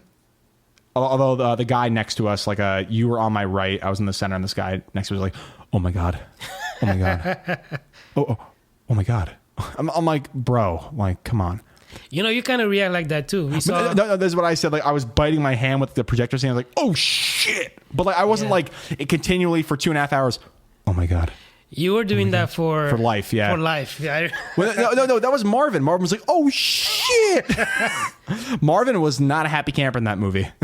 That's an underrated movie, by the way. It is. It obviously borrows a lot of tropes from different movies, but I mean, I think that Life is actually, in terms of like the building tension, they did that very well. And not only that, but the technical aspects, like the one shot sequences, the CGI, the zero gravity, and like using wires. Like I thought that was obviously rudimentary story, but I love the way that it came together, like in front of the camera, and also the ending I thought was a really great twist. Yep. Yeah. Like some problems with the script aside, I thought that movie was fantastic, and it's really underrated. I think in a couple of years that's going to be like known as like the movie that kind of got away from people. Yeah, a cult hit. Honestly, it might be like our other podcast, Cult Hit. I think that it's going to be. I think it's going to be more highly regarded than it is currently. Right. Especially because, I mean, yeah, Ryan Reynolds is a big actor, but he became bigger after the movie came out. For sure. Even with Jake Gyllenhaal was in there. I forget the lady from Mission Impossible Fallout, but it's like the main lady in that movie with the freckles, who's like an English actress. I forget her name. No, I didn't know. I don't remember. It wasn't Emily Blunt, was it? No, it wasn't Emily Blunt. Emily Blunt's not in that movie. But by the way, Mission Impossible Fallout's actually pretty good. Fallout? Yeah, okay. It's really actually pretty superb. That's what I heard. I heard it's like one of the best action movies of all time. Oh, for sure. And also like they actually have a decent amount of like good script writing too. And Henry Cavill's good in that movie, which I think is why he's I have a lot more clout than I did. Well, no, before. for sure. And like we were talking about it earlier for the podcast, where it's like with these DC movies, it's got to be embarrassing for these actors to like, have, great success outside of, the DCEU, and they come back to this once every couple years, and then they just have a movie that's, it's become a meme that DC movies just get like destroyed in the box office and destroyed by the fans, with the exception of a couple of fanboys. But I can imagine that he, was like, I'm doing all these great movies, I'm good in these movies, and I'm making a lot more money. So if I'm going to keep being Superman, I want more creative control, or I want more money. Which is honestly, that's kind of understandable. That's Marvel did that with Downey Jr. For sure. Like once they realized there's something special with Downey Jr. He makes like $75 million per movie. Something Ridiculous. like that. Yeah. And granted, I mean, like, it's not like he doesn't deserve it. Like, he's a hardworking actor, and he like really, he's kind of a step below like the whole like gain 55 pounds from method acting, but like he really, like, while he's in a movie, he focuses like on nothing except for that character, which I totally respect as an actor. So I mean, obviously it's an exuberant amount of money, but I think that he actually deserves, absolutely, at least in some aspect, most of the money that he makes from that. But yeah, man, this has been a pretty roundabout conversation. We've talked about a lot we covered a lot of ground. We went into politics for the first time. Exactly, yeah. That was kind of part of a vision where we had for this podcast, was we would discuss politics, and we touched on it from a movie perspective, like James Gunn. So I know, for sure. We can keep that going. It's always possible to do that. Yeah, for sure. Well, we'll have to keep us going. And ooh, dry throat. That's what happens when you speak for like so long. Yeah, and plus, like, all right, but yeah, I really enjoyed this, and we definitely covered a lot of ground. But we'll do this when you're remote back in Indianapolis. Yeah, this is what happens when we don't have notes to begin with. We just free talk. I think this is one of our best podcasts, man. Yeah, this is really great. You and I kind of both know what we're talking about, and yeah, I mean, because we also have we can't have differing opinions. It's not manufactured the way I feel like some debate shows are manufactured. Oh, for sure. A lot of debates these days are like really contrived. Yeah, like the original First Take with Skip Bayless was definitely manufactured. Oh, 100%. But yeah, man, this is great. And any closing thoughts of the people? I think this is our longest episode yet. I think our Infinity War one was like 2 hours and 40. 2.5. Yeah, 2.5, 240 or something like that. This is probably a little bit above that. It's but like 3 hours close to it. All right. We do that Joe Rogan-esque podcast, and we got the sexy ass microphones now, so we can kind of... Yeah, we can... what he does is he has this 3-hour podcast, and then he has these segments where, he releases them for a particular topic. Like, maybe we talked about James Gunn for like 20 minutes. We can release that clip by itself. Yeah, no, we could. We definitely could. For sure. We have options. Yeah, we do. But yeah, it's been good, and I hope we do more of this sort of format in the future too. No, for sure, man. We'll talk it up and see what comes out. Sounds good. Any other closing thoughts? No, I mean, looking forward to some of the rest of the movies this year. I feel like, Vice may have a legitimate shot for Best Picture. A Star is Born is getting a lot of notoriety. I haven't seen it yet, but... Yeah, me neither. And Venom's going to win Best Original Screenplay for sure. And it's interesting to see how Black Panther will do, given everything that's happened. I mean, the fact that it came out so early, basically the Oscars will be awarded a year after this movie came out. It'll be interesting to see how much of a push by Disney will make a difference. I think that if any Marvel film deserves to win like an Oscar, I think Infinity War's script is just pretty. It's pretty impeccable. Like it is, for what it does. Yeah, I watched it again, and like as time's gone on, I've noticed a couple more flaws with Black Panther, and I've noticed a couple more with Infinity War. But like the script in that movie is honestly a work of art. It's like they balance so much shit and they make it all relevant. And there are obviously flaws in the movie, but like they made a movie like that had like 61 characters in it, and they still had the villain be the main character. Like everyone got their moments to some extent. Just in her, honestly, like it was just incredible. Which I'm in my video essay on Thanos. Quick plug, but yeah, man. I mean, I'm pretty excited for the Oscars for 2019. It's gonna be pretty cool. I'm pretty excited for it. Yeah. We'll get a look at what's coming out in the next couple of weeks. Maybe we'll do like a trailer review of some stuff coming out. Yeah, at some point we'll probably do a retrospective a retrospective podcast on like Oscar chances and stuff. For Obviously, sure. This will be our first time getting the opportunity to do that, so we'll probably do that. It's just a matter of when Do we wait for the nominations to be announced and then do it, or do we wait, like try to do some predictions before the nominations? Yeah, let's do like maybe like in December or something like that. If you're ever in town or whatever, we can do like a speculation on like, okay, I think at that point you and I have probably seen enough movies of the year to like get a good handle on like Oscar nods, and then like once they're actually announced, then we can like, you know, do like a live stream when you're in Indianapolis, and we can just talk about, you know, generally the prospects of that and what we think is a snub, what's well deserved or underrated or whatever. Sure, yeah, absolutely. All right, man. And of course, other people do that, but this channel is going to be different. So make sure you stay tuned for something like that. Yeah, man. Yeah, man. All right. And with that, we are out of here. So peace the F out. Peace.